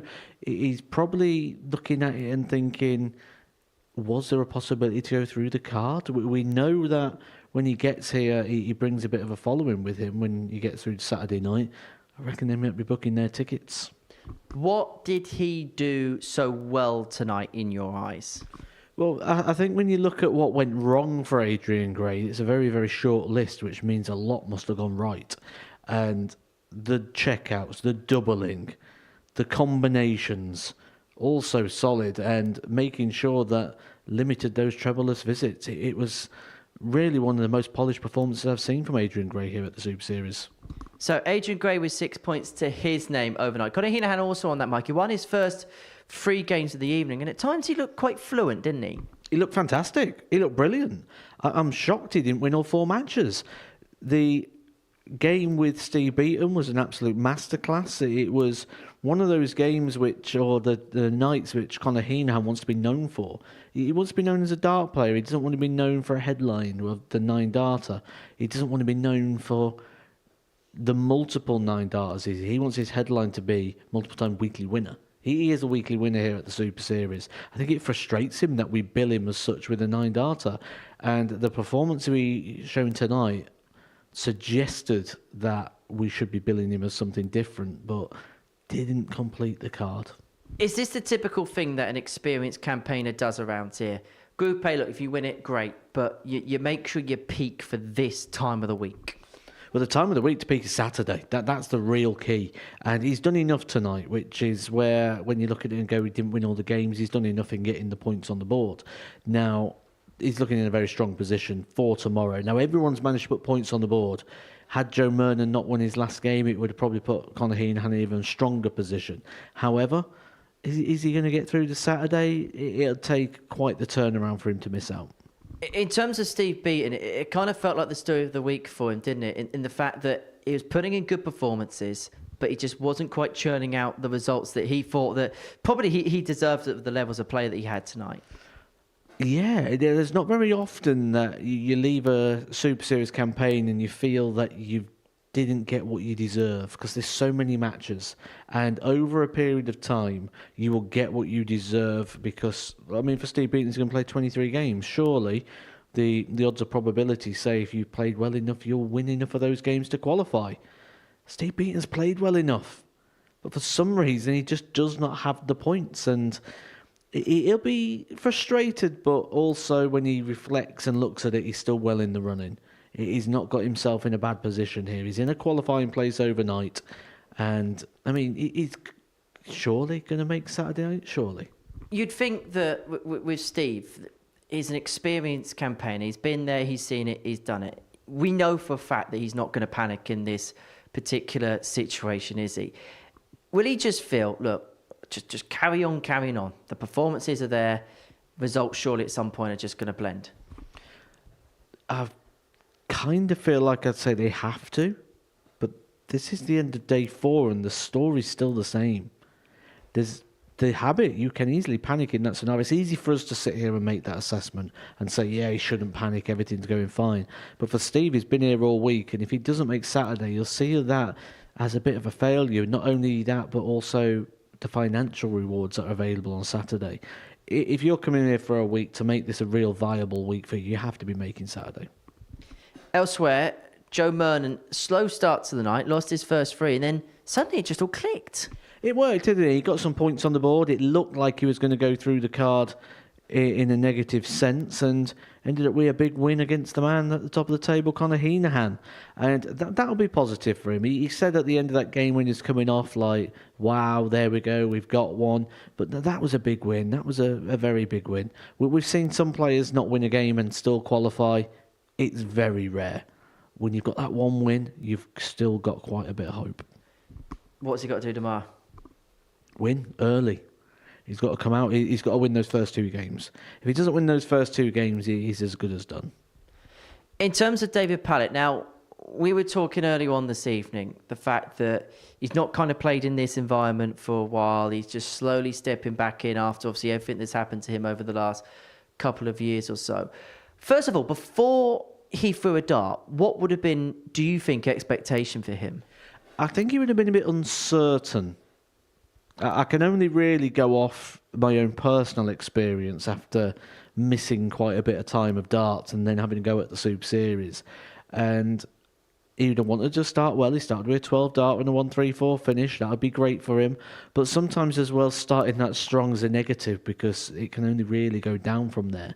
So it's one of those where you look at it for him, and I think he'll be happy with how he's performed tonight, but he'll have that conflict. He'll have that conflict of he's not the player that he used to be, but the player he used to be will still be speaking up and going, why are you happy? You haven't got enough points tonight. You could have won more. You should have won more. And it'll be that battle that will be going on within himself for a couple of months until he sort of gets back into the full swing of things. Been a fun night. Really enjoyed your company, Matt. Thank you so much for the evening. It's been very, very good fun to be in your company. Plenty coming up across Pluto TV. Once we're done, the latest edition of the Tungsten Talk series features around the 16-time world champion Phil the Power Taylor. So that's coming up next. Then we'll have a delve into some of the best things that have happened here at the Super Series, and there have been some fun moments, haven't there, over the last few years here in the South Coast. That's from 11:15 tomorrow. And then we've got 2 sessions worth of live darts for you. 1 o'clock we get underway with Group C. Richie Burnett, well, he's in a bit of a dogfight, isn't he, to make it through to the finals on Saturday evening. He's going to be the star attraction, and he'll be hoping to be one of the star attractions on Saturday night as the week draws to a close. Finals night in week 11 will get underway from 7:30 p.m. here, live and exclusive on Pluto TV. So that's the menu coming up. But as far as tonight is concerned, well, under the blue skies and the cover of darkness, well, it turned out to be a very grey day. Adrian, top of the table. He'll look to conquer tomorrow. We shall see you then. Take care. Bye for now.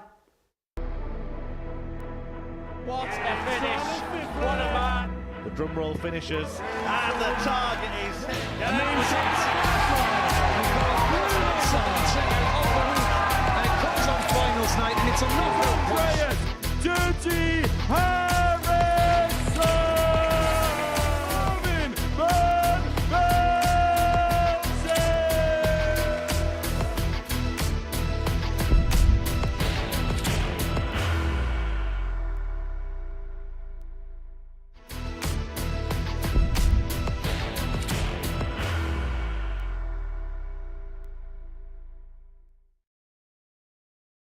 Are you ready to lift that trophy, Darius? Yes. Let's do it then. Ladies and gentlemen, your Modus Super Series 9 champion is Lucky D, Darius Lewandowski!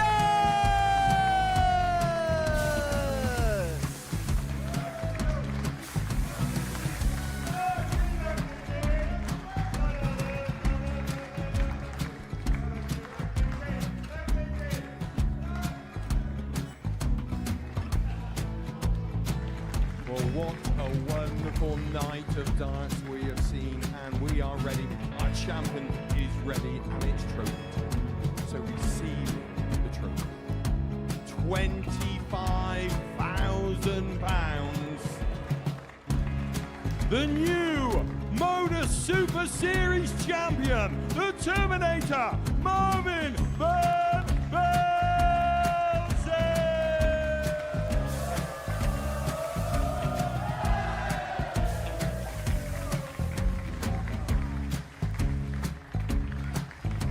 And one more time, the 8th Modus Super Series champion, the Terminator,